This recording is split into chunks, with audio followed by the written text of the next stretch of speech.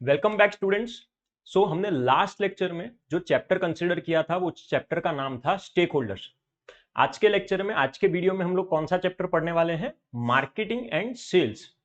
Marketing की बहुत सारी अलग अलग चीजें हैं जो हमको सीखनी है चैप्टर के अंदर। मीनिंग है, इंपॉर्टेंस है, ऑब्जेक्टिव्स, फंक्शंस ऑफ मार्केटिंग, ये अलग अलग कॉन्सेप्ट हम लोग आज देखने वाले हैं। सबसे पहले तो हमको मार्केटिंग के बारे में पता होना चाहिए कि मार्केटिंग क्या होता है। और पहले बता देता हूं, बहुत सारे मिसकंसेप्शन है।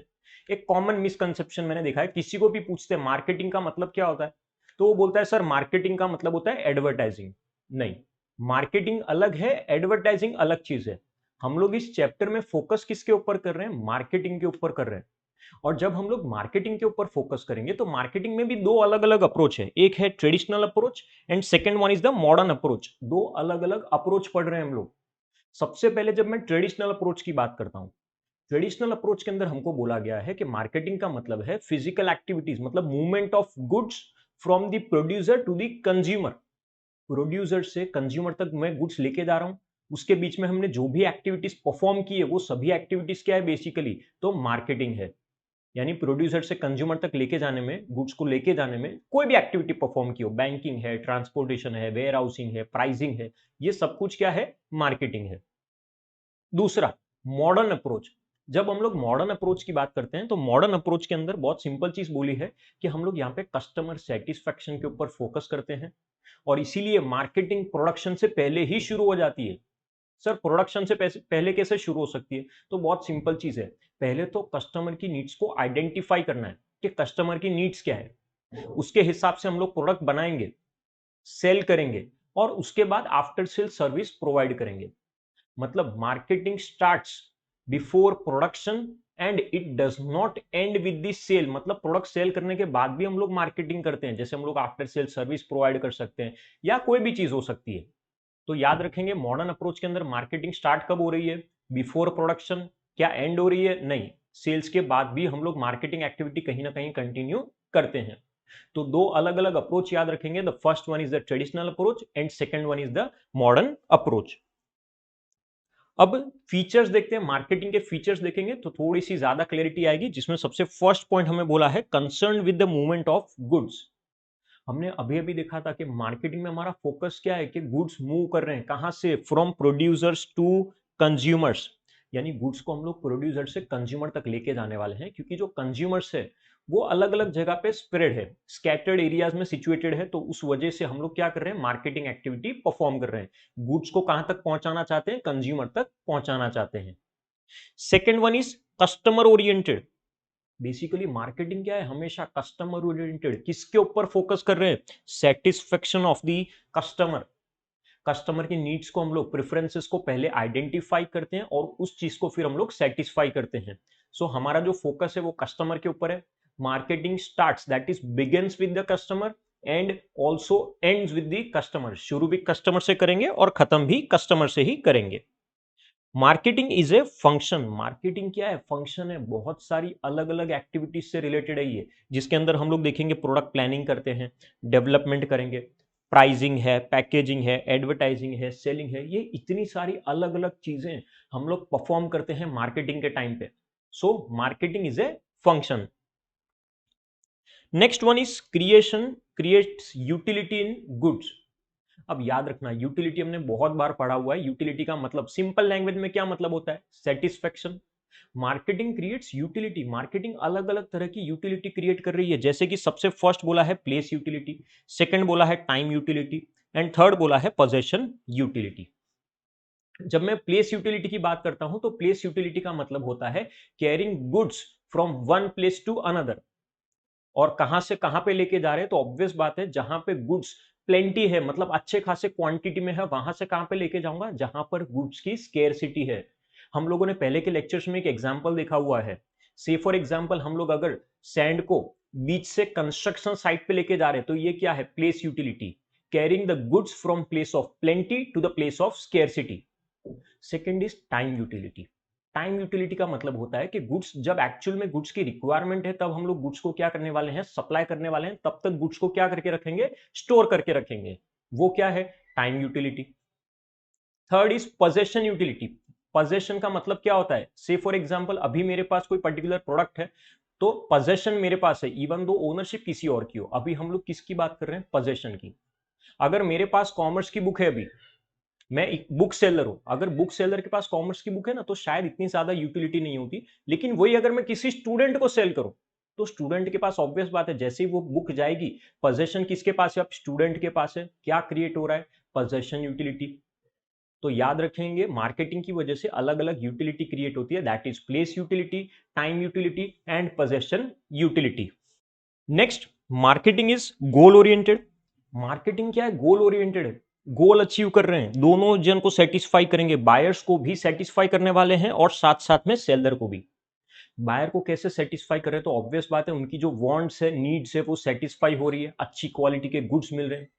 सेलर को कैसे सेटिस्फेक्शन मिल रहा है, तो जनरेशन ऑफ रेवेन्यू, मतलब जब सेलर प्रोडक्ट सेल कर रहा है तो उसे इनकम मिल रही है। तो यहां पे मार्केटिंग में हम लोग ध्यान रखेंगे कि सेटिस्फेक्शन दोनों को मिलना चाहिए, buyer as well as seller. Next, marketing is pervasive. Marketing क्या परवेसिव है, ऐसी कोई जगह नहीं है जहां पे आज के टाइम पे मार्केटिंग नहीं होती। हम लोग हर चीज की मार्केटिंग कर सकते हैं, प्रोडक्ट की मार्केटिंग कर सकते हैं, सर्विसेज की मार्केटिंग कर सकते हैं, आइडियाज की भी इवन मार्केटिंग कर सकते हैं। जैसे कि हम लोगों ने देखा होगा, save the girl child, save electricity, save water. हम लोग हर चीज की मार्केटिंग कर सकते हैं, चाहे वो प्रोडक्ट हो, चाहे वो सर्विसेज हो, चाहे वो आइडियाज हो। सो बेसिकली हर चीज की मार्केटिंग करना पॉसिबल है। अवेयरनेस क्रिएट करना, स्वच्छ भारत अभियान, वो भी क्या है, एक तरीके से मार्केटिंग है। हम लोग आइडिया की मार्केटिंग कर रहे हैं। सो ये बेसिक बेसिक जो पॉइंट्स है, फीचर्स है, हम लोग याद रखेंगे मार्केटिंग के। उसके बाद नेक्स्ट हमारा जो टॉपिक है वो है ऑब्जेक्टिव्स ऑफ मार्केटिंग। अगर मैं बिजनेसमैन हूं और मैं मार्केटिंग कर रहा हूं, तो क्यों कर रहा हूं मार्केटिंग, क्या ऑब्जेक्टिव हो सकता है मेरा। First, creating demand. ऑब्वियस बात है, मैं अपने प्रोडक्ट की मार्केटिंग क्यों कर रहा हूं, तो डिमांड क्रिएट करना चाहता हूं प्रोडक्ट की मार्केट में। सबसे पहले मैं कस्टमर की वांट्स, कस्टमर की नीड्स को क्या करूंगा, समझूंगा कि उनकी नीड क्या है, उनकी वांट्स क्या है। उसके हिसाब से मैं प्रोडक्ट बनाने वाला हूं। The product should be designed according to such needs. और उसके बाद हम लोग प्रोडक्ट सेल कर रहे हैं, हम लोग क्या कर रहे हैं, मार्केट में एडिशनल कस्टमर्स को क्रिएट कर रहे हैं। कि अगर मैं आपके हिसाब से प्रोडक्ट बना रहा हूं, तो डेफिनेटली आप क्या करोगे, उस प्रोडक्ट को परचेस करोगे ही करोगे। तो मार्केटिंग का सबसे पहला ऑब्जेक्टिव क्या हुआ, creating demand. Next is capturing the market share. अब मार्केट शेयर कैप्चर करना बहुत इंपॉर्टेंट है। हर बिजनेसमैन क्या सोचता है कि मैं मार्केट कैप्चर करूंगा, उसका मतलब मार्केट में हो सके उतने लोग मेरी कंपनी का प्रोडक्ट यूज करें, हमारा प्रोडक्ट यूज करें। एक एग्जांपल देता हूं, कुछ साल पहले नोकिया का जो मार्केट शेयर था वो अप्रोक्सीमेटली 23 to 25% था। मतलब पूरे मार्केट में, पूरी कंट्री के अंदर 23 से 25% लोग ऐसे थे जो क्या कर रहे थे, नोकिया का प्रोडक्ट यूज कर रहे थे।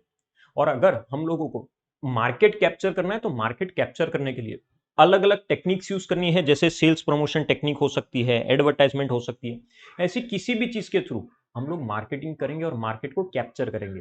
मार्केट को कैप्चर करना है, एक और चीज है, प्राइस को कम रखो हो सके उतना, प्रोडक्ट की क्वालिटी को अच्छा रखो, सुपीरियर रखो। अपने आप हम लोग क्या करते जाएंगे, मार्केट को कैप्चर करते जाएंगे।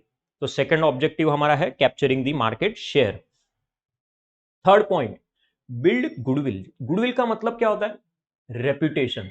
मतलब हम लोग हमारी रेपुटेशन क्रिएट करना चाहते हैं। और अगर रेपुटेशन क्रिएट करनी है, तो उसके लिए सिंपल चीज है कि प्रॉम्प्ट सप्लाई ऑफ गुड्स। मतलब सबसे पहली चीज तो हम लोग क्या करेंगे, time to time goods and services को सप्लाई करेंगे, अच्छी क्वालिटी के गुड्स सप्लाई करेंगे, रीजनेबल प्राइस पे सप्लाई करेंगे, अच्छी सर्विसेज प्रोवाइड करेंगे। अगर हम ये सभी चीजें प्रोवाइड कर रहे हैं, तो डेफिनेटली मार्केट में हमारी एक अच्छी गुडविल क्रिएट हो जाती है। और एक बार आपकी गुडविल क्रिएट हो गई, तो आपकी एक और ड्यूटी है कि उस गुडविल को मेंटेन करके रखना है। कंटिन्यूस बेसिस पे मार्केटिंग करो, ताकि गुडविल जो एक बार बनाई है वो मेंटेन भी रहे। एग्जांपल देता हूं, एक्सिस बैंक की ऐड आती है कि अब हम लोग घर बैठे बैठे भी अकाउंट ओपन कर सकते हैं, बैंक जाने की भी जरूरत नहीं है। इतनी अच्छी फैसिलिटी दे रहे हैं। सीनियर सिटीजन है, अगर कोई प्रॉब्लम है, तो इवन वो लोग घर पे आके भी अकाउंट ओपन करके दे सकते हैं हम लोगों को। इतनी अच्छी फैसिलिटी है। उन्होंने क्या किया, गुडविल क्रिएट की है, क्योंकि वो लोग अच्छी सर्विसेज प्रोवाइड कर रहे हैं एट रीजनेबल प्राइस। सो गुडविल क्रिएट कर सकते हैं हम लोग। Next, attainment of customer satisfaction. हम लोग कस्टमर्स को सेटिस्फाई कर सकते हैं। और कस्टमर को सेटिस्फाई कैसे करेंगे, तो ऑब्वियस बात है, हम लोग जो फैक्टर्स है, फैक्टर्स ऑफ प्रोडक्शन जो भी हम लोग देखते हैं, लैंड, लेबर, कैपिटल, ये सभी फैक्टर्स को हम लोग प्रॉपर तरीके से यूज करेंगे। कस्टमर की जैसी नीड्स है उसको वैसे प्रोडक्ट्स प्रोवाइड करेंगे, अच्छी क्वालिटी के प्रोडक्ट्स, अपने आप कस्टमर क्या हो जाएगा, सेटिस्फाई हो जाएगा। कस्टमर का सेटिस्फेक्शन सबसे इंपॉर्टेंट है, क्योंकि आज के टाइम में कस्टमर कौन है, king. Customer is the king. तो कस्टमर को सेटिस्फाई करना ही हमारे लिए क्या होगा, सबसे ज्यादा इंपॉर्टेंट होगा। Next one is profitability. अब प्रॉफिट की बात करते हैं। आज एक चीज सोच के देखो, कोई भी इंसान, कोई भी बिजनेसमैन बिजनेस कर रहा है तो क्यों कर रहा है, प्रॉफिट के लिए। हाँ, नो डाउट आज के टाइम में पहला फोकस कस्टमर सेटिस्फैक्शन के ऊपर होना चाहिए, but as a by product कहीं ना कहीं प्रॉफिट भी तो कमाना पड़ेगा ना, प्रॉफिट भी इंपॉर्टेंट है। अगर प्रॉफिट ही नहीं कमाएंगे तो क्या बिजनेस कर पाएंगे, सर्वाइव कर पाएंगे मार्केट में, नहीं। बट याद रखना, अगर प्रॉफिट कमाना है तो कमाओ, but not at the cost of the customer. Customer को एक्सप्लॉइट करके हम लोग कभी भी प्रॉफिट अर्न करने वाले नहीं है। सो ये हमारे ऑब्जेक्टिव्स में लास्ट 2 पॉइंट्स है, कोऑर्डिनेशन एंड इंटीग्रेशन। मार्केटिंग की जब हम लोग बात करते हैं ना, तो मार्केटिंग डिपार्टमेंट अलग अलग डिपार्टमेंट के साथ कोऑर्डिनेट करता है, जैसे कि परचेज डिपार्टमेंट है, finance department, personnel department, inventory department.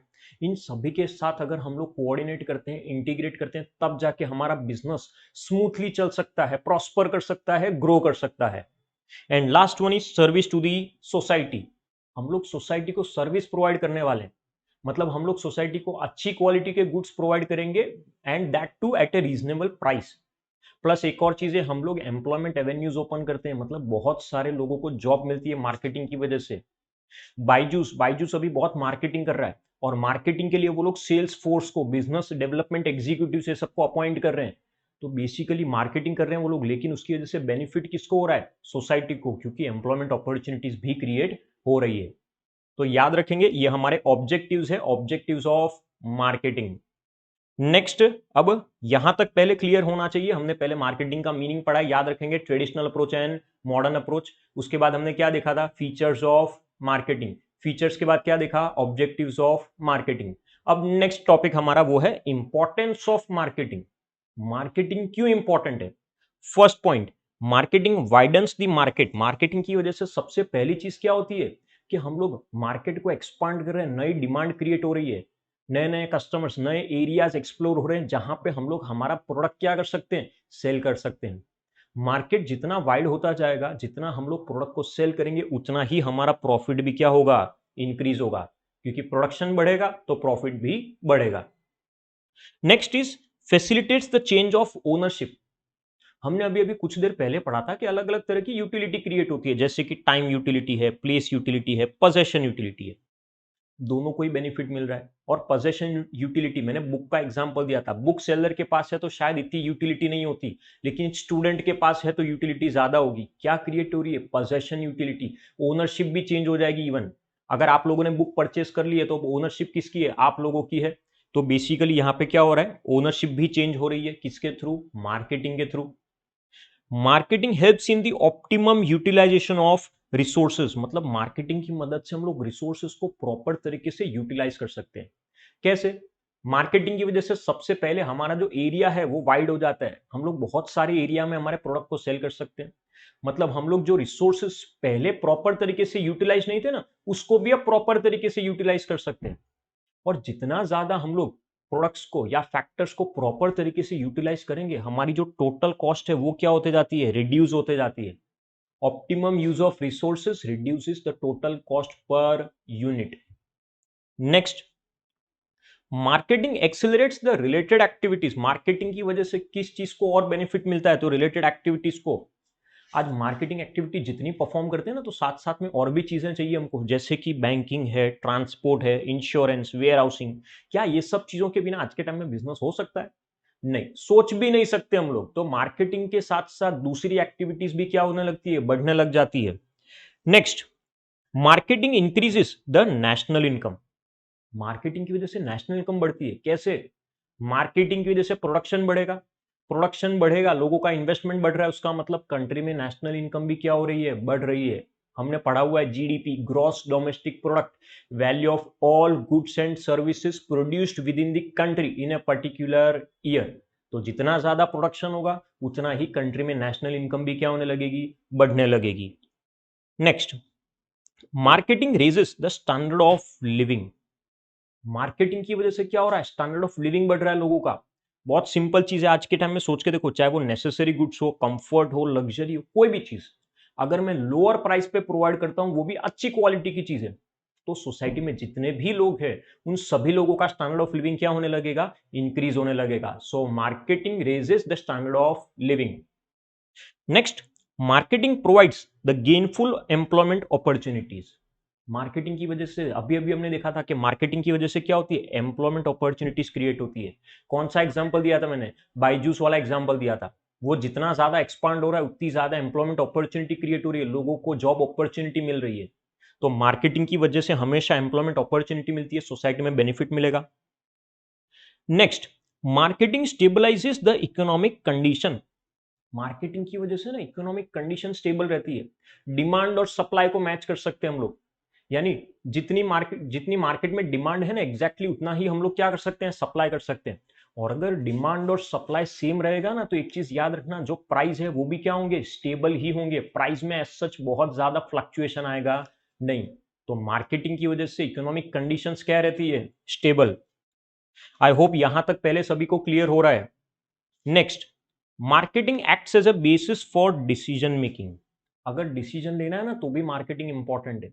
मतलब आज के टाइम में ना मार्केटिंग करना, बिजनेस करना बहुत टफ है, कॉम्प्लेक्स है, टीडियस जॉब है।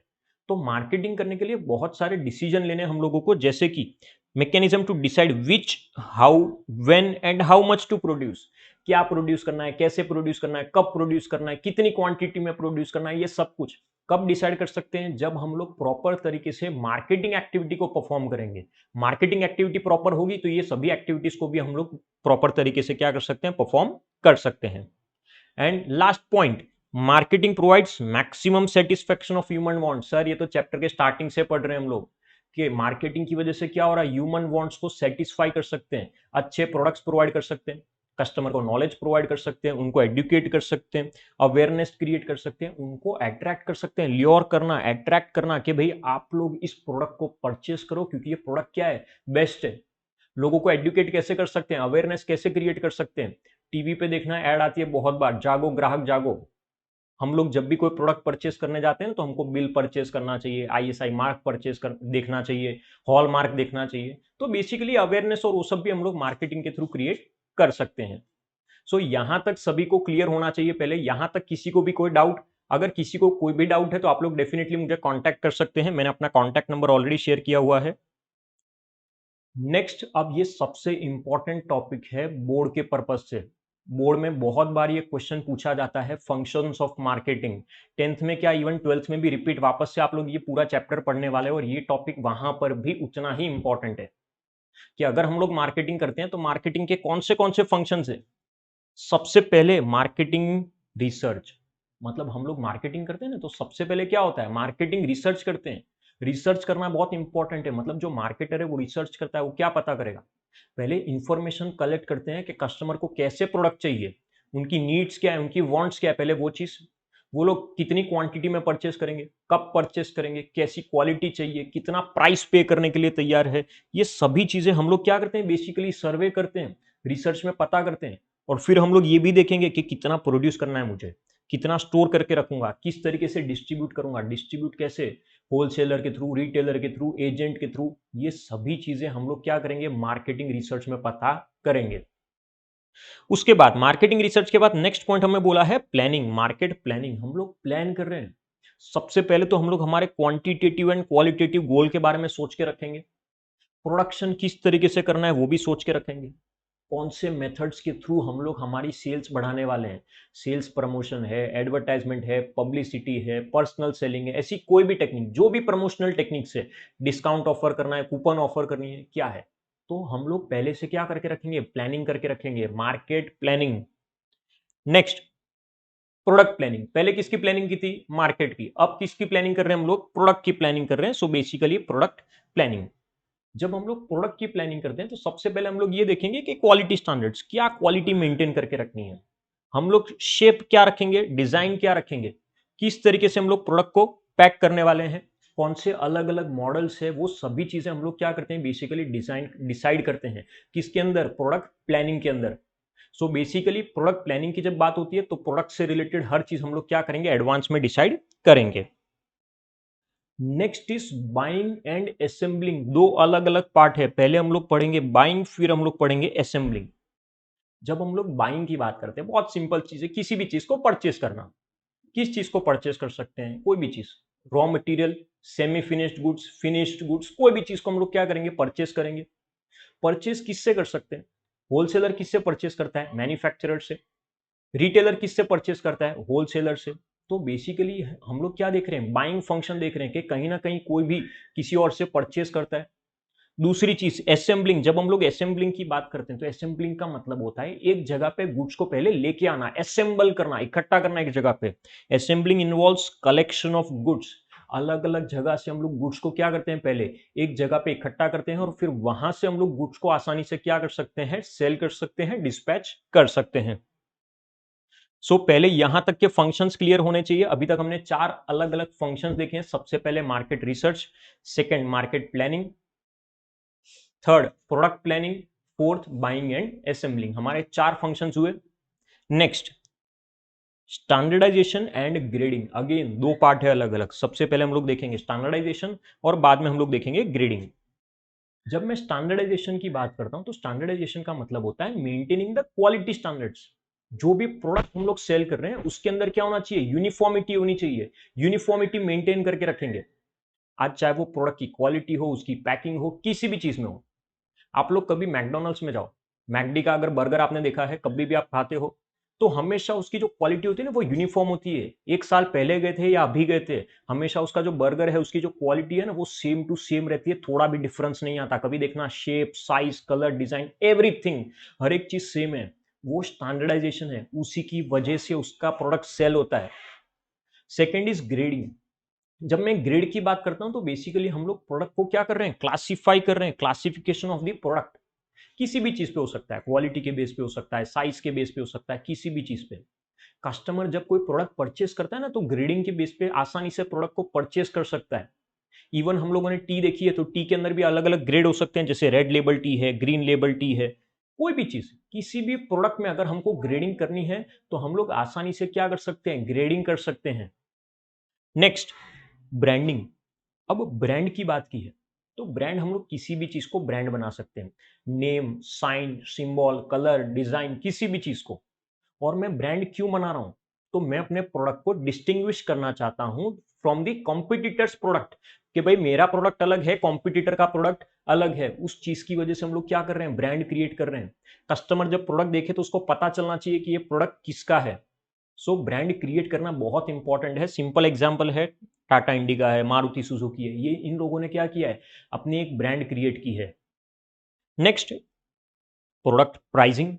अब प्रोडक्ट की हम लोग क्या कर रहे हैं? प्राइसिंग कर रहे हैं, प्राइस डिसाइड कर रहे हैं। और जब भी हम लोग प्रोडक्ट का प्राइस डिसाइड करते हैं कि भाई कस्टमर कितना पे करने वाला है, तो बहुत सारी चीजें हमको ध्यान में रखनी है प्राइस सेट करते टाइम, प्राइस डिसाइड करते टाइम। जैसे कि हमारी कॉस्ट कितनी है, मार्केट में कॉम्पिटिटर कितने हैं, हमारा ऑब्जेक्टिव क्या है? प्रॉफिट मैक्सिमाइजेशन है या सेल्स मैक्सिमाइजेशन है। ये सभी अलग अलग चीजें देखते हैं। मार्केट में सब्स्टिट्यूट प्रोडक्ट्स है या नहीं है, तो वो सभी चीजें देखने के बाद हम लोग प्रोडक्ट का क्या करने वाले हैं? प्राइस डिटरमाइन करने वाले हैं। Next is customer support services. Customer support services बहुत इंपॉर्टेंट है, जैसे आफ्टर सेल सर्विस है या मेंटेनेंस सर्विस है, टेक्निकल सर्विस है, हैंडलिंग कस्टमर कंप्लेंट्स।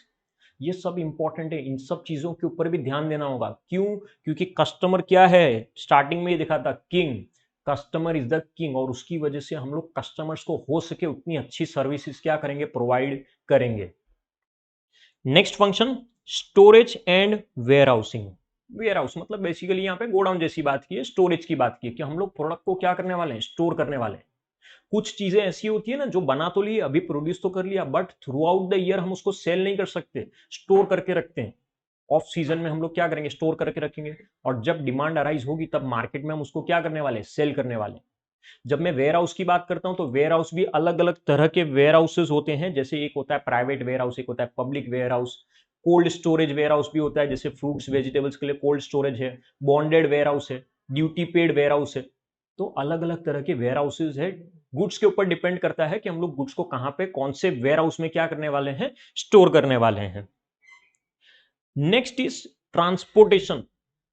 ट्रांसपोर्टेशन की बात की, गुड्स को एक जगह से दूसरी जगह पे लेके जाना है। और जब हम लोग गुड्स को एक जगह से दूसरी जगह पे लेके जाते हैं तो कौन सी यूटिलिटी क्रिएट हो रही है? Basically place utility. जब हम लोग ट्रांसपोर्ट करते हैं तो हमको ध्यान रखना है कि हम लोग कौन सा मोड सिलेक्ट करने वाले हैं। एयरवेज है, वाटरवेज है, रेलवेज है, रोडवेज है, ये सब चीजें। और जब हम कोई भी मोड सिलेक्ट करते हैं, रेलवेज है, एयरवेज, वाटरवेज, कोई भी मोड, तो उसके लिए सबसे पहले क्या करना होगा? तो कुछ चीजें देखनी होंगी। जैसे सबसे पहली चीज टाइम। अगर अर्जेंट है तो एयरवेज, अर्जेंट नहीं है तो वाटरवेज चलेगा। फिर कॉस्ट कितनी है? अगर सपोज करो एयरवेज से अगर मैं ट्रांसपोर्ट कर रहा हूं तो कॉस्ट बहुत बढ़ जाएगी। तो पहले बेसिक बेसिक चीजें, फैक्टर्स कंसीडर करेंगे और उसके बाद ही हम लोग क्या करेंगे? मोड ऑफ ट्रांसपोर्टेशन को डिसाइड करेंगे। नेक्स्ट, लास्ट दो फंक्शंस हमारे, सेल्समैनशिप। सेल्समैन की बात की है, और सेल्समैन का मतलब क्या होता है? बेसिकली ऐसा इंसान है जो हमको प्रोडक्ट के बारे में एक्सप्लेन कर रहा है, कस्टमर्स को विजिट करता है रैंडमली और कम्युनिकेट करता है, प्रोडक्ट के बारे में समझा रहा है, प्रोडक्ट का डिस्क्रिप्शन कि भाई प्रोडक्ट कैसा है, आपको क्यों परचेस करना चाहिए। उसका मेन इंटेंशन क्या होता है? कि कस्टमर्स के साथ हम लोग डिसेंट एटीट्यूड मेंटेन करके रखेंगे, कस्टमर्स को हो सकेगा उतना ज्यादा कन्विंस करेंगे, उनके साथ अच्छा बिहेवियर होगा, कन्विंस करेंगे तो आसानी से वो लोग प्रोडक्ट परचेस कर लेंगे। परसुएशन बहुत इंपॉर्टेंट है। सो कस्टमर्स को मोल्ड करेंगे, उनको बताएंगे कि क्यों हमारा प्रोडक्ट अच्छा है। सो सेल्समैनशिप भी बहुत इंपॉर्टेंट है। Next is insurance. अब इंश्योरेंस, अब जब हम लोग इंश्योरेंस की बात करते हैं तो पहले तो मैं बताता हूं रिस्क। किसी भी बिजनेस में ना रिस्क होता है, अनसर्टेनिटी होती है। अगर कोई इंसान ऐसा बोल रहा है ना कि मेरे बिजनेस में रिस्क ही नहीं है, अनसर्टेनिटी ही नहीं है, तो वो चीज इम्पॉसिबल है, ऐसा हो ही नहीं सकता। बिजनेस है तो रिस्क भी होगा ही होगा। क्या हम लोग उस रिस्क को कभी भी एलिमिनेट कर सकते हैं? इम्पॉसिबल। फायर है, थेफ्ट है, अर्थक्वेक है, सुनामी है, कोई भी चीज हो सकती है, बट इनमें से किसी भी चीज को एलिमिनेट करना इम्पॉसिबल है। हाँ, हम लोग इन चीजों को क्या कर सकते हैं? रिड्यूस कर सकते हैं, रिस्क को रिड्यूस कर सकते हैं with the help of insurance. जब हम किसी भी चीज का इंश्योरेंस करवा लेते हैं ना, तो अच्छी बात है कि अगर कुछ डैमेज हुआ या कुछ भी हुआ तो इंश्योरेंस कंपनी क्या करेगी? हमको हमारा कंपेंसेशन दे देगी। तो एटलीस्ट टेंशन नहीं है।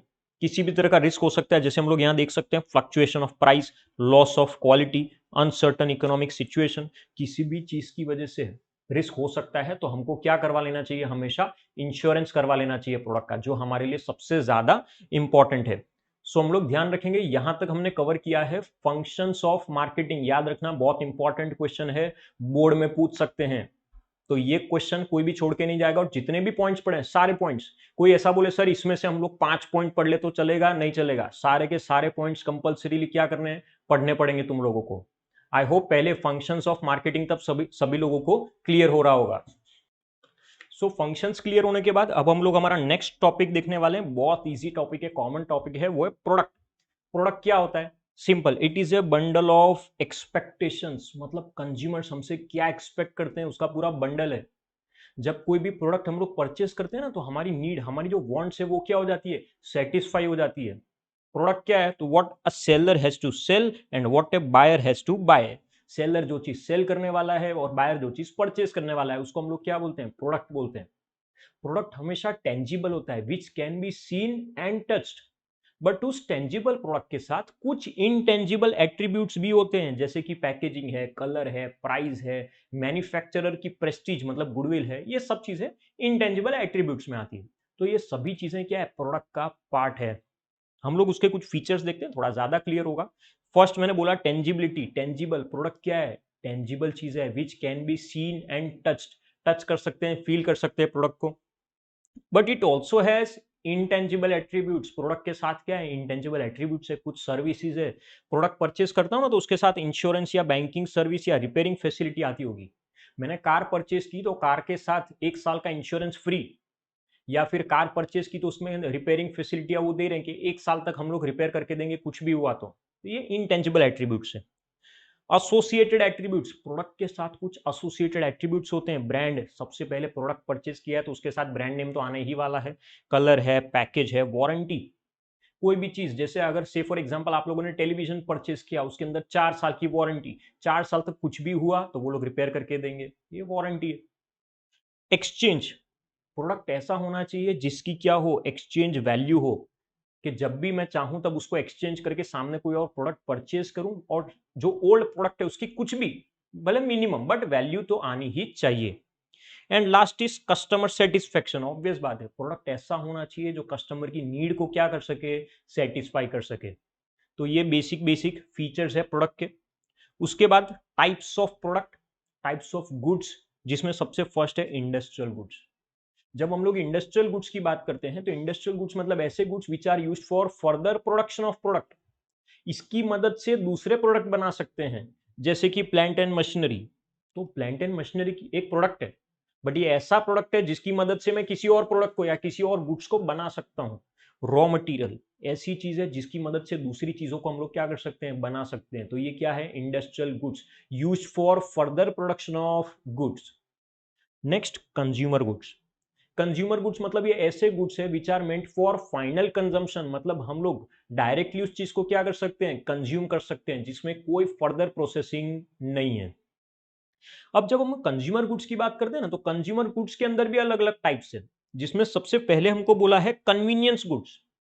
कन्वीनियंस गुड्स मतलब ये ऐसे गुड्स है नॉर्मली जिसके अंदर जो परचेस करते टाइम हमारे मिनिमम एफर्ट्स होते हैं, हो सके उतने कम, ज्यादा एफर्ट्स लगाने की जरूरत ही नहीं है। जैसे फूड आइटम्स है, न्यूज़पेपर, न्यूज़पेपर परचेस करते टाइम एफर्ट्स लगाते हैं, नहीं।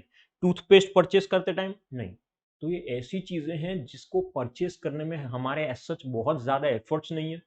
जो कन्वीनियंस गुड्स है वो भी दो तरह के हैं, एक है स्टेपल, एक है इम्पल्स। जब मैं स्टेपल गुड्स की बात करता हूं तो ये ऐसे गुड्स है जो हम डे टू डे में लोग परचेस करते हैं एवरी डे। मिल्क है, फ्रूट्स है, वेजिटेबल्स है, फ्लोर है, ये सब चीजें day to day every day purchase करते हैं हम लोग। Impulse goods are those which are bought without any pre planning. Pre planning नहीं थी, गए, देखा, खरीद लिया, ऑन द स्पॉट बाइंग है ये। हमने एज सच इसके लिए पहले से कुछ प्लानिंग की नहीं थी। तो सबसे पहले क्या देखा कंज्यूमर गुड्स के अंदर, कन्वीनियंस गुड्स। कन्वीनियंस गुड्स के बाद नेक्स्ट क्या है, तो शॉपिंग गुड्स। शॉपिंग गुड्स मतलब ये ऐसे गुड्स है जिसको अगर मैं परचेस कर रहा हूं तो वो कब परचेस करूंगा, after making a comparative analysis. Compare करने के बाद ही प्रोडक्ट परचेस करने गया ना, तो तब मैंने क्या किया, पहले कंपेयर किया। सपोज करो टेलीविजन परचेस करने गया, मैंने सोनी और सैमसंग को कंपेयर किया, दोनों का प्राइस कितना है, दोनों में क्वालिटी क्या है, दोनों में वारंटी कितनी मिलती है, ये सब चीजें प्रोडक्ट परचेस करूंगा, but only after a comparative analysis. Next is speciality goods. Speciality goods मतलब ये ऐसे गुड्स है जिसको परचेस करने के लिए मैंने स्पेशल एफर्ट्स लगाए हैं। स्पेशल एफर्ट्स के बिना इन चीजों को परचेस नहीं करेंगे, जैसे कि फैंसी गुड्स है या फिर स्पेशल ईटिंग आइटम्स है, हो सकता है कोई ज्वेलरी हो। इन सब चीजों में हम लोगों ने क्या किया है, स्पेशल एफर्ट्स लगाए हैं। तो ये क्या है, speciality goods. Types of goods में याद रखेंगे दो तरह के गुड्स है, industrial goods and consumer goods. Convenience goods के अंदर भी तीन तरह के गुड्स है, कंज्यूमर गुड्स के अंदर भी तीन तरह के गुड्स है, convenience goods, next shopping goods and next is speciality goods. अब गुड्स के बाद नेक्स्ट जो हमारा टॉपिक है वो है सर्विसेज। प्रोडक्ट के बाद क्या है, सर्विस। सर्विस की जब हम लोग बात करते हैं तो सर्विस क्या है, benefits which are offered for sale. ऐसी बेनिफिट्स है जो लोग बेसिकली क्या कर रहे हैं, हमको प्रोवाइड कर रहे हैं बेनिफिट्स हमारे लिए। सर्विस बहुत सारे तरह की हो सकती है, जैसे कि after sale service, installation service, maintenance, repair, delivery, credit facilities, loan, ये सब मिलती है। ये सब कुछ क्या है, सर्विसेज है। और भी सर्विसेज होती है जैसे transportation, communication, banking, insurance, warehousing. अलग अलग तरह की सर्विस है जिसके बिना हम लोग आज के टाइम में सर्वाइव भी नहीं कर सकते, सोच भी नहीं सकते। डेफिनेटली प्रोडक्ट जितना आज इंपॉर्टेंट है ना, उतनी ही सर्विसेज भी आज के टाइम में इंपॉर्टेंट है हमारे लिए। सर्विसेज में भी टाइप्स है, जैसे हमने प्रोडक्ट्स में टाइप देखा ना, वैसे सर्विसेज में फर्स्ट बोला है कमर्शियल सर्विसेज। ये कमर्शियल सर्विस है, मतलब बेसिकली ये ऐसी सर्विस है जो कौन प्रोवाइड करने वाला है, trader, transporter, banks, financial institutions, ये सब कमर्शियल सर्विसेज है, purely commercial in nature. Next personal services, person to person, personally मैं खुद ये सर्विस आपको प्रोवाइड करने वाला हूं, जैसे कि टेलरिंग सर्विसेज या फिर लॉन्ड्री है या फिर एंटरटेनमेंट है, पर्सनली मैंने वो सर्विस प्रोवाइड की है किसी इंसान को। प्रोफेशनल सर्विस, सीए है, सीएस है, डॉक्टर है, लॉयर है, इंजीनियर है, ये सब क्या है, प्रोफेशनल सर्विसेज है, सर्विस प्रोवाइड कर रहे हैं which are professional in nature. And last is public utility service, basically government हो सकता है ये सर्विसेज प्रोवाइड कर रही हो, government colleges, government schools, government university, electricity undertaking. तो ये सब सर्विसेज कौन प्रोवाइड कर रहा है, गवर्नमेंट, यानी public sector, public utility services. तो ये अलग अलग तरह की सर्विसेज है। आई होप सबसे पहले यहां तक सभी को क्लियर होना चाहिए, यहां तक किसी को कोई डाउट नहीं होना चाहिए। पहले हमने पढ़ा गुड्स और उसके बाद हमने पढ़ा सर्विसेज। अब सर्विसेज के बाद नेक्स्ट जो हमारा टॉपिक है वो है प्राइसिंग। मतलब हम लोग किस तरीके से किसी भी प्रोडक्ट का प्राइस डिटरमाइन कर रहे हैं, हम लोग क्या कर रहे हैं, अप्रोप्रिएट प्राइस सेट कर रहे हैं प्रोडक्ट के लिए। और एक चीज याद रखना, जब भी हम लोग प्रोडक्ट का प्राइस डिसाइड करते हैं ना, तो बहुत सारी चीजें कंसीडर करते हैं। जैसे सबसे पहले तो हमारा ऑब्जेक्टिव क्या है, प्रॉफिट मेकिंग है या फिर सेल्स मैक्सिमाइजेशन। फिर मार्केट में कितने कॉम्पिटिटर्स है, फिर हम लोग मार्केट शेयर कैप्चर करना चाहते हैं या नहीं करना चाहते। तो ये अलग अलग ऑब्जेक्टिव्स को कंसीडर करके हम लोग क्या करेंगे, प्राइस को डिटरमाइन करेंगे। अब कुछ रिलेटेड कुछ इंपॉर्टेंट ऑब्जेक्टिव्स दिए हमको प्राइसिंग के, कि क्या चीजें ध्यान में रखते हैं हम लोग प्राइस डिसाइड करते time. First is profit related objectives. Profit को ध्यान में रख के जब मैं प्राइस डिसाइड करता हूं तो क्या चीज कंसीडर करूंगा, सबसे पहले maximum current price. maximum current price. The objective is aimed at making as much as money as possible. मतलब हम लोग बेसिकली क्या ट्राई कर रहे हैं, हम लोग ऐसा सोच रहे हैं कि मैक्सिमम प्राइस रखेंगे, मैक्सिमम प्रॉफिट अर्न करना चाहते हैं, हो सके उतना पैसा अभी ही कमा लेना है। मतलब हमारा जो फोकस है ना, वो सिर्फ और सिर्फ किसके ऊपर है, तो करंट प्रॉफिट्स के ऊपर है, कि अभी हो सके उतना ज्यादा हम लोग क्या करेंगे, प्रॉफिट अर्न करेंगे। लेकिन एक चीज याद रखना, प्राइस इतना ज्यादा भी मत रखो कि कोई कस्टमर ही ना आए। मतलब प्रॉफिट कमाना है, पैसे कमाने हैं, अच्छी बात है, लेकिन एक लिमिट से ज्यादा प्राइस डिसाइड करना, सेट करना हमारे लिए कभी भी पॉसिबल नहीं होगा। तो सबसे पहले प्रॉफिट रिलेटेड ऑब्जेक्टिव में हम लोग फोकस किसके ऊपर करते हैं, मैक्सिमम करंट प्राइसिंग के ऊपर। और दूसरा हमारा जो फोकस होता है वो है target return on investment. Target return on investment मतलब मैंने किसी भी चीज में जो भी इन्वेस्ट किया है उसके ऊपर कितना रिटर्न मिलने वाला है। से for example fixed percentage of sales, कि भाई सेल्स है उसका 20% मुझे मिल जाना चाहिए प्रॉफिट। या फिर मैंने 1 लाख का इन्वेस्ट किया, जो इन्वेस्टमेंट है उसके ऊपर स्पेसिफिक रिटर्न मिल जाना चाहिए। या फिर अ फिक्स्ड रुपी अमाउंट, कि भाई मुझे ऐसा है कि इतने में से अगर 100 रुपए का प्रोडक्ट है तो उसमें से 2 रुपए 3 रुपए या 4 रुपए का तो प्रॉफिट होना ही चाहिए। तो हम लोग किसी भी तरीके से हमारा जो रिटर्न है वो हम लोग सोच के रख सकते हैं, और अकॉर्डिंगली ही क्या करेंगे, प्राइस को डिसाइड करेंगे। तो पहला ऑप्शन क्या था कि हम लोग मैक्सिमम प्राइसिंग पे फोकस करेंगे, मतलब मैक्सिमम मनी जो है वो अभी अर्न कर लेंगे। या फिर दूसरा है टारगेट रिटर्न ऑन इन्वेस्टमेंट, दोनों में से कोई भी चीज पॉसिबल है। ये था प्रॉफिट रिलेटेड। नेक्स्ट है सेल्स रिलेटेड। जब हम लोग सेल्स की बात करते हैं तो उसमें सबसे पहले है सेल्स ग्रोथ। आज एक चीज सोच के देखो, अगर हम लोग सेल्स को इंक्रीज करना चाहते हैं तो उसमें एक ही ऑप्शन अवेलेबल है। क्या ऑप्शन अवेलेबल है, तो सिंपल चीज है, हो सके उतना प्राइस कम रखो। जितना हम लोग प्राइस कम रखेंगे उतना ही हमारी सेल अपने आप क्या होने लगेगी, बढ़ने लगेगी। और अगर सेल बढ़ेगी तो ऑब्वियस बात है उसका पॉजिटिव इंपैक्ट जो है वो किसके ऊपर आने वाला है, प्रॉफिट के ऊपर आने वाला है।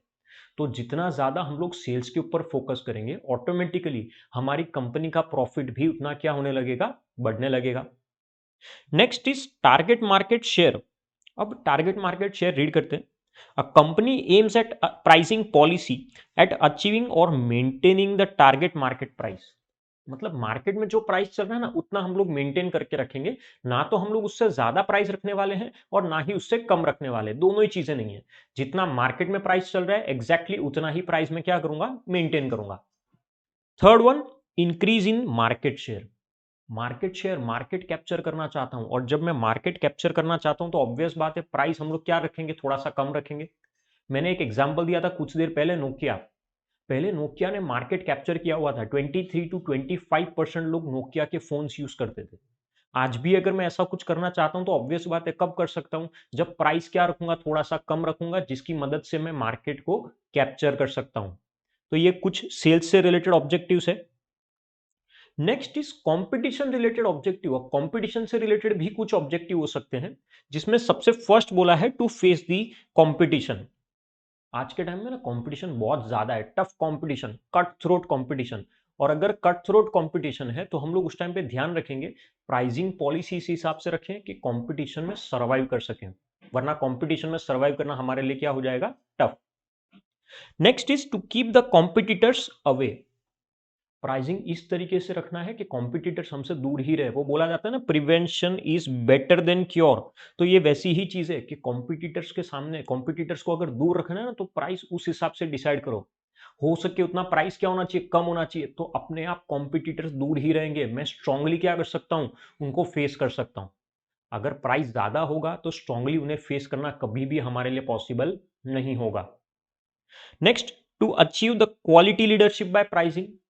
ये भी होता है बहुत बार है ना, हम लोग जानबूझ के प्राइस ज्यादा रखते हैं। क्यों? अगर मैं प्राइस ज्यादा रखूंगा ना तो कस्टमर्स को ऐसा लगता है कि यार प्राइस ज्यादा है, मतलब डेफिनेटली प्रोडक्ट में कुछ तो है, प्रोडक्ट की क्वालिटी अच्छी ही है।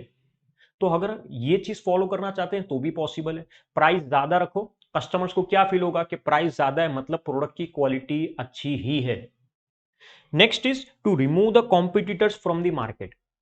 मार्केट से अगर कॉम्पिटिटर्स को रिमूव करना है तो भी पॉसिबल है। कैसे कर सकते हो मार्केट से कॉम्पिटिटर्स को रिमूव? तो बहुत सिंपल चीज है, प्राइस कम रखो। और इतना कम, कभी कभी है ना करंट प्रॉफिट को भी फॉरगो करना पड़ता है। अभी प्रॉफिट नहीं हो रहा, कोई बात नहीं, उसके ऊपर फोकस भी मत करो। एक बार सारे कॉम्पिटिटर्स एलिमिनेट हो जाएंगे ना मार्केट से, बाद में हम लोग क्या कर सकते हैं, प्राइस को बढ़ा सकते हैं। तो प्राइस कम रखेंगे, इतना कम कि करंट प्रॉफिट एक बार के लिए क्या करेंगे, हम लोग फॉरगो कर देंगे। Next is customer related objective. अब कस्टमर से रिलेटेड भी कुछ ऑब्जेक्टिव है, ध्यान रखना है कस्टमर का, जिसमें फर्स्ट बोला है to win the confidence of the customer. Customer का कॉन्फिडेंस जीतना बहुत इंपॉर्टेंट है। जब तक कस्टमर को हमारे प्रोडक्ट पे पूरी तरीके से कॉन्फिडेंस नहीं है, क्या वो हमारा प्रोडक्ट परचेस करेगा? नहीं। तो प्राइस ऐसा रखो कि कस्टमर के साथ हम लोग रिलेशनशिप को मेंटेन कर सकें, एस्टैब्लिश कर सकें। कस्टमर का कॉन्फिडेंस हमारे ऊपर होना ही चाहिए। And next is to satisfy the customers. Price ऐसा होना चाहिए कि कस्टमर को सेटिस्फेक्शन मिले कि हाँ, हमने जितना प्राइस पे किया है और प्रोडक्ट की जो क्वालिटी है वो दोनों ही सेटिस्फैक्टरी है। तो ध्यान रखेंगे प्राइस डिसाइड करते टाइम कस्टमर सेटिस्फेक्शन सबसे इंपॉर्टेंट है। हम लोग इस चैप्टर में बहुत बार पढ़ चुके हैं, कस्टमर इज अ किंग। तो कस्टमर को ध्यान में रख के ही प्रोडक्ट को क्या करेंगे, प्रोडक्ट का प्राइस डिसाइड करेंगे हम लोग। कुछ हमको अदर ऑब्जेक्टिव्स भी देके रखे हैं, जैसे बोला है मार्केट पेनिट्रेशन। मार्केट पेनिट्रेशन मतलब ये ऐसी टेक्निक है जहां पे शुरुआत में मैं प्राइस कम रख रहा हूं ताकि सब लोग मेरे पास आए, प्रोडक्ट परचेस करें। और एक बार हमारा प्रोडक्ट मार्केट में चलेगा, हम लोग फेमस हो जाएंगे, तो उसके बाद हम लोग प्राइस क्या कर सकते हैं, इंक्रीज कर सकते हैं। तो मार्केट पेनिट्रेशन का मतलब है स्टार्टिंग में प्राइस कम रखेंगे, बाद में धीरे धीरे बढ़ाते जाएंगे। प्रमोटिंग अ न्यू प्रोडक्ट, नए प्रोडक्ट को प्रमोट करना है ना तो भी पॉसिबल है। तो उस टाइम पे क्या कर सकते हो, प्राइसिंग पॉलिसी प्रॉपर तरीके से डिसाइड करो, ताकि अगर कोई नया प्रोडक्ट मार्केट में लॉन्च करना है तो हम लोग आसानी से नए प्रोडक्ट को मार्केट में लॉन्च कर सकें।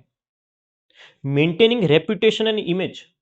प्राइस ऐसा रखो कि हमारी इमेज मेंटेन हो, हमारा रेपुटेशन जो पहले थी अभी भी वो मेंटेन रहे। तो उस हिसाब से प्राइस क्या करेंगे, डिसाइड करेंगे। To skim the cream from the market. अब ये बहुत इंपॉर्टेंट चीज है, हम लोगों को क्या ध्यान रखना है कि हम लोग है ना इनिशियल स्टेज पे ज्यादा प्राइस रख देंगे कि स्टार्टिंग में प्रोडक्ट नया है और न्यू प्रोडक्ट में हो सके उतना ज्यादा प्रॉफिट, जितना अर्न करना है उतना अभी है हम लोगों को प्रॉफिट अर्न कर लेना चाहिए, जिसको बोलते हैं to skim the cream from the market. Next is price stability. Price stability भी बहुत इंपॉर्टेंट है। प्राइस में बहुत ज्यादा फ्लक्चुएशन नहीं आना चाहिए, मतलब प्राइस कभी बहुत बढ़ा दे रहे हैं, कम कर दे रहे हैं, नहीं। एक बार हमने जो प्राइस डिसाइड कर लिया है उस प्राइस को हम लोग क्या करने वाले हैं, स्टेबल रखने वाले हैं। And last is survival and growth. जब प्राइस डिसाइड करते हैं ना तो ये सबसे इंपॉर्टेंट है, हमको देखना है कि हम लोग मार्केट में सर्वाइव कर सकें, ग्रो कर सकें। अगर बहुत ज्यादा रखेंगे ना प्राइस तो सर्वाइवल या ग्रोथ हमारे लिए पॉसिबल नहीं होगा। तो प्राइस उस हिसाब से रखो कि मार्केट में सर्वाइव भी कर सको और ग्रो भी कर सको। तो ये हमारा टॉपिक है pricing and related objectives, pricing से रिलेटेड जो ऑब्जेक्टिव्स है वो। अब प्राइसिंग के बाद नेक्स्ट हमारा जो टॉपिक है एडवर्टाइजिंग। बहुत कॉमन है, हम लोगों ने बहुत बार इसको सुना हुआ है। जब मैं एडवर्टाइजिंग की बात करता हूं उसका मतलब सिंपल है कि मैं अपने प्रोडक्ट के बारे में एडवर्टाइज कर रहा हूं, लोगों को बता रहा हूं प्रोडक्ट के बारे में। प्रोडक्ट के बारे में जब किसी को बताते हैं तो ऑब्वियस बात है हमारे पास अलग अलग ऑप्शन है एडवर्टाइजमेंट के। टेलीविजन है, रेडियो है, न्यूज़पेपर है, कोई भी ऑप्शन अवेलेबल है हमारे पास। लेकिन ये नॉन पर्सनल कम्युनिकेशन है। क्या पर्सनली मैं किसी से कम्युनिकेट कर रहा हूं यहाँ पे? नहीं, ये क्या है, नॉन पर्सनल है। It is a method of promotion for the goods and services. Goods को या सर्विस को प्रमोट करना चाहते हो ना तो बेसिकली क्या कर सकते हो, एडवर्टाइजमेंट के थ्रू प्रमोट कर सकते हो। हाँ, पर्सनल सेलिंग के जितना इफेक्टिव नहीं होता ये, बट फिर भी हेल्प मिल जाती है। हम लोग क्या कर सकते हैं, प्रोडक्ट को आसानी से सेल कर सकते हैं। सो बेसिकली याद रखेंगे एडवर्टाइजमेंट क्या है, तो पेड फॉर्म है। मुझे अगर एडवर्टाइज करना है तो पे करना होगा। एडवर्टाइजमेंट में नॉर्मली एडवर्टाइजिंग एजेंसीज होती है, स्पॉन्सर होते हैं, और हम लोग लार्ज नंबर ऑफ पीपल तक क्या कर सकते हैं, हम लोग हमारी एडवर्टाइजमेंट पहुंचा सकते हैं। इसके कुछ पॉइंट्स देखते हैं पहले। जैसे नेचर है सबसे पहले जिसमें दिया हुआ है प्रमोशन मिक्स। जब हम लोग एडवर्टाइजमेंट की बात करते हैं तो एडवर्टाइजमेंट की वजह से सबसे पहले तो क्या होती है, डिमांड क्रिएट होती है। मतलब बहुत सारे लोगों तक हम लोग एक साथ पहुंच सकते हैं। जितने ज्यादा लोग एडवर्टाइजमेंट देखेंगे, ऑब्वियस बात है उतनी ही हमारे प्रोडक्ट की डिमांड क्या होने लगेगी, बढ़ने लगेगी। हम लोग एडवर्टाइजमेंट की मदद से लोगों को कन्विंस कर रहे हैं, persuade the people to buy the article. लोगों को कन्विंस कर रहे हैं कि आप लोग क्या कर सकते हो, हमारी कंपनी का प्रोडक्ट परचेज कर सकते हो। Second is mass communication. अब दूसरी चीज मास कम्युनिकेशन, मैंने बोला ना एडवर्टाइजमेंट अलग अलग चीजों के थ्रू हो सकती है, रेडियो के थ्रू, टेलीविजन, प्रिंट मीडिया, अलग अलग ऑप्शंस अवेलेबल है जिसके थ्रू मैं बहुत सारे लोगों तक पहुंच सकता हूं, अपने प्रोडक्ट की इंफॉर्मेशन पहुंचा सकता हूं। नेक्स्ट इज पेड कम्युनिकेशन, ये भी अभी अभी बोला था मैंने। जब एडवर्टाइजमेंट करनी है तो एडवर्टाइजमेंट क्या है, पेड फॉर्म है, कंपल्सरीली मुझे पे करना होगा। जब मैं एडवर्टाइजमेंट करवाता हूं तो किसके थ्रू करवाता हूं, एडवर्टाइजिंग एजेंसीज के थ्रू। तो ये भी एक इंपॉर्टेंट चीज ध्यान में रखेंगे कि एडवर्टाइजमेंट हमेशा क्या होता है, पेड फॉर्म होता है, पेड कम्युनिकेशन है। Next is communicating a message. हम लोग जब भी एडवर्टाइजमेंट कर रहे हैं ना, तो एडवर्टाइजमेंट करते टाइम ध्यान रखना है कि हम लोग बेसिकली क्या कर रहे हैं, एक मैसेज कन्वे कर रहे हैं, कस्टमर्स को कम्युनिकेट कर रहे हैं मैसेज। हमारा इंटेंशन होता है कि हम लोग हमारे प्रोडक्ट के बारे में बता रहे हैं, हम लोग हमारी सर्विसेज के बारे में बता रहे हैं, ऐसी कोई भी चीज हो सकती है, हमारा इंटेंशन होना चाहिए communicating a message. Next is persuasive. अब ये परसुएसिव है, कस्टमर को हम लोग बेसिकली कन्विंस करने वाले हैं कि भाई आपको क्या करना है, प्रोडक्ट को परचेस करना है। और ऐसी कोई जगह नहीं है जहां पे नॉर्मली हम लोग एडवर्टाइजमेंट नहीं करते। हर जगह पे हम लोग एडवर्टाइजमेंट करते हैं, प्रोडक्ट के यूजेस के बारे में बताते हैं कि प्रोडक्ट की इंफॉर्मेशन, उसका प्राइस, उसकी क्वालिटी, सब कुछ बताते हैं। क्यों? क्योंकि हम लोग प्रोस्पेक्टिव बायर को कन्विंस करना चाहते हैं कि आप लोग क्या करो, हमारे प्रोडक्ट को परचेस करो। Next is exercising control. जब मैं एडवर्टाइज करता हूं ना तो उसके ऊपर मेरा कंट्रोल भी होता है एडवर्टाइजमेंट पे। कब वो एडवर्टाइजमेंट दिखानी है, कहां पे, किसके थ्रू, कौन से चैनल के थ्रू, या फिर टेलीविजन है, रेडियो है, न्यूज़पेपर है, किस चीज के थ्रू एडवर्टाइजमेंट बतानी है, ये सब कुछ टाइमिंग है, वो सब कुछ कौन डिसाइड कर रहा है, मैं डिसाइड कर रहा हूं। तो बेसिकली हम लोग एडवर्टाइजमेंट के ऊपर क्या कर सकते हैं, कंट्रोल एक्सरसाइज कर सकते हैं। हमारे ऊपर है कि हम लोग कितनी बार एडवर्टाइज करना चाहते हैं, कहां पे एडवर्टाइज करना चाहते हैं, वो सारी चीजें। And last is aiming at the target group. हमारा इंटेंशन क्या होता है टारगेट ग्रुप के ऊपर। से फॉर एग्जांपल किंडर जॉय, अगर किंडर जॉय की बात करते हैं, वो लोग जो एडवर्टाइजमेंट शो कर रहे हैं तो उनका फोकस क्या है, टारगेट ग्रुप कौन है, तो चिल्ड्रंस, ऑब्वियस बात है, छोटे बच्चे उनका टारगेट है। लेकिन हाँ, एडवर्टाइजमेंट एज सच कभी खुद में टारगेटेड या नॉन टारगेटेड ग्रुप के बीच में डिफरेंस नहीं करती। टीवी पे अगर किंडर जॉय की एड आ रही है तो हर कोई दिख रहा है, चाहे वो बच्चा हो या फिर बड़ा हो, कोई भी। बट हमारा इंटेंशन था टारगेट ग्रुप के ऊपर फोकस करें। बाकी एडवर्टाइजमेंट एज सच किसी चीज पे फोकस नहीं करती है, ये एड जो है वो सब तक पहुंचती है, चाहे वो चिल्ड्रंस हो, एजेड हो, कोई भी हो। सो ये हम लोग ध्यान रखेंगे, ये है नेचर ऑफ एडवर्टाइजिंग। अब नेचर ऑफ एडवर्टाइजिंग के बाद नेक्स्ट हमारा जो टॉपिक है वो है इंपॉर्टेंस। मतलब ये जो एडवर्टाइजिंग है ये क्यों इंपॉर्टेंट है हमारे लिए। सबसे first, introducing a new product. Market में अगर मैं कोई नया प्रोडक्ट इंट्रोड्यूस करना चाहता हूं ना, तो सबसे पहले मुझे क्या करना होगा, एडवर्टाइजमेंट। प्रोडक्ट की क्वालिटी के बारे में, उसके प्राइस के बारे में, उसकी ड्यूरेबिलिटी के बारे में मुझे बताना होगा। जो एग्जिस्टिंग प्रोडक्ट है मार्केट में उसके साथ कंपेयर कर रहा हूं और बता रहा हूं मैं कि क्यों हमारा प्रोडक्ट ज्यादा सुपीरियर है, हमारा प्रोडक्ट आपको परचेज करना चाहिए। तो अगर कोई भी नया प्रोडक्ट लेके आना चाहते हो मार्केट में तो ऑब्वियस बात है एडवर्टाइजमेंट के थ्रू लेके आ सकते हैं। Next is sustaining demand for the existing product. आज एक चीज सोच के देखो, मार्केट में रोज कोई ना कोई नया प्रोडक्ट आ रहा है, बट हमारा जो प्रोडक्ट है एग्जिस्टिंग प्रोडक्ट, उसकी भी तो डिमांड मेंटेन करके रखनी है ना, सस्टेन करके रखनी है। तो कंटिन्यूसली एडवर्टाइजमेंट के थ्रू मैं लोगों तक बताते रहूंगा, पहुंचाते रहूंगा इन्फॉर्मेशन कि भाई हमारे प्रोडक्ट्स के जो अच्छे पॉइंट्स है वो क्या है, कि आप लोग जो प्रोडक्ट्स यूज कर रहे हो उसमें कुछ चीजें अच्छी है आज भी, जो कोई और प्रोडक्ट शायद ऑफर नहीं कर रहा। Next is increasing the market share. बहुत बार पढ़ चुके हैं हम लोग, एडवर्टाइजमेंट के थ्रू हम लोग कंपेरेटिव कंपैरिजन बता सकते हैं। कंटिन्यूस बेसिस पे हम लोग क्या कर रहे हैं, कस्टमर्स को बता रहे हैं कि हमारे जो प्रोडक्ट है वो क्यों अच्छा है, हमारा प्रोडक्ट कॉम्पिटिटर के सामने क्या एडवांटेज है, जो कॉम्पिटिटर के वीक पॉइंट्स है उसके बारे में बता सकते हैं। और हम लोग हमारा मार्केट शेयर कैप्चर कर सकते हैं, मेंटेन कर सकते हैं।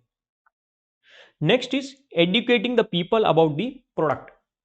लोगों को बता रहे हैं प्रोडक्ट के बारे में, उनको समझा रहे हैं, यूजेस जो है अलग अलग यूजेस है तो वो बता रहे हैं। और जितना ज्यादा हम लोगों को एक्सप्लेन करेंगे यूजेस के बारे में, मल्टीपल यूजेस के बारे में, उतना ही लोग क्या करेंगे, इस प्रोडक्ट को ज्यादा से ज्यादा परचेज भी करेंगे। Next is helping the sales efforts. आज एक चीज सोच के देखो, एडवर्टाइजमेंट में हमने ऑलरेडी कस्टमर को बता दिया प्रोडक्ट के बारे में, प्रोडक्ट की क्वालिटी, प्रोडक्ट का अपीयरेंस, उसका प्राइस, सब चीज के बारे में। अब अगर कोई भी सेल्समैन कोई पर्टिकुलर प्रोडक्ट को सेल करने जाता है तो उसके लिए वो चीज बहुत ईजी हो जाती है।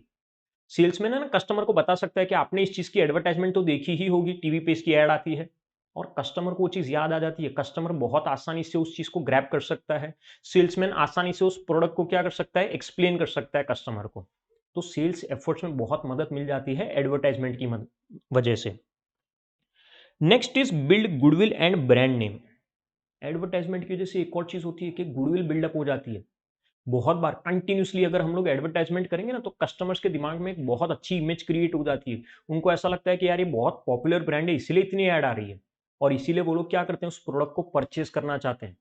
तो अगर तुम लोग ब्रांड नेम को पॉपुलर करना चाहते हो तो बार बार क्या कर सकते हो, उसको एडवर्टाइज कर सकते हो। एक्सिलेटिंग the economic growth. Economic growth कैसे होगा, एडवर्टाइजिंग की मदद से डिमांड क्रिएट हो रही है। डिमांड जितनी ज्यादा क्रिएट होगी उतना ही प्रोडक्शन भी ज्यादा होगा। प्रोडक्शन ज्यादा हो रहा है उसका मतलब हम लोग रिसोर्सेज को और सब चीज को प्रॉपर तरीके से यूटिलाइज कर रहे हैं। प्रोडक्शन बढ़ रहा है उसका मतलब हमारी कंट्री में इकोनॉमिक ग्रोथ भी बढ़ रहा है। तो यहां तक क्लियर होना चाहिए, यह है importance, importance of advertising.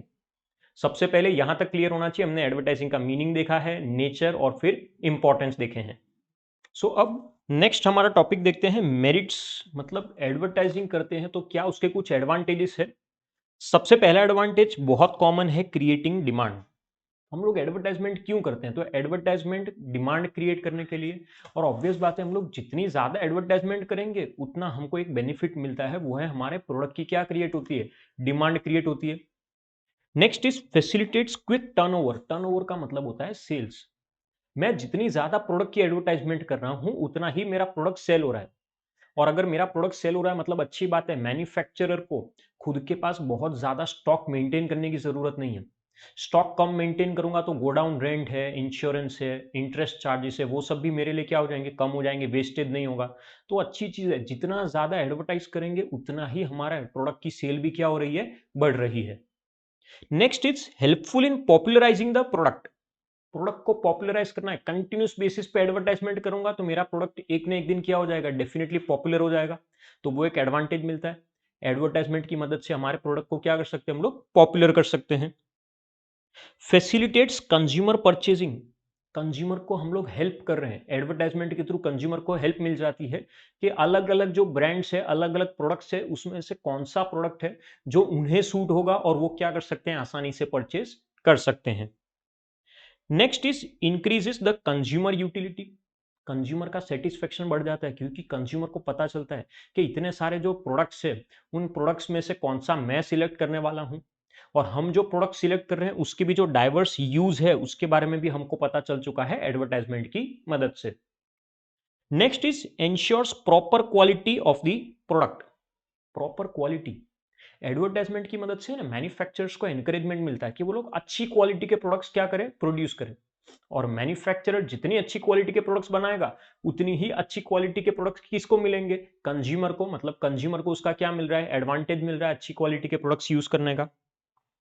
Helpful to the salesman, अभी अभी हमने थोड़ी देर पहले इंपॉर्टेंस में देखा था कि सेल्समैन जब कोई प्रोडक्ट सेल करता है तो वो एडवर्टाइजमेंट को रेफरेंस के तौर पे यूज कर सकता है। कस्टमर को बोल सकता है कि आपने ये एडवर्टाइजमेंट तो देखी ही होगी इस प्रोडक्ट की। मतलब एडवर्टाइजमेंट की मदद से सेल्समैन बहुत आसानी से क्या कर सकता है, प्रोडक्ट को सेल कर सकता है। Next is uplifts the living standard of the people. लोगों का स्टैंडर्ड ऑफ लिविंग बढ़ रहा है, क्यों, एडवर्टाइजमेंट की वजह से ना मैन्युफैक्चरर्स के ऊपर, प्रोड्यूसर्स के ऊपर प्रेशर आता है।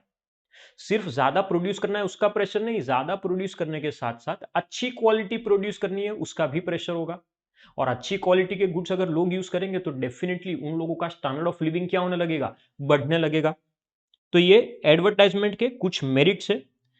लास्ट दो merits, creates employment.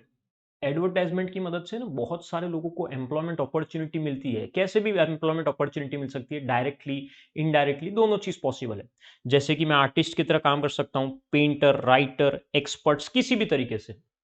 Even indirectly भी प्रोडक्शन बढ़ रहा है ना, एम्प्लॉयमेंट बढ़ेगी और सब कुछ होगा एडवर्टाइजमेंट की वजह से। प्रोडक्शन बढ़ रहा है, प्रोडक्शन बढ़ रहा है तो मैं ज्यादा से ज्यादा लोगों को मेरे वहां पे जॉब पे रखूंगा।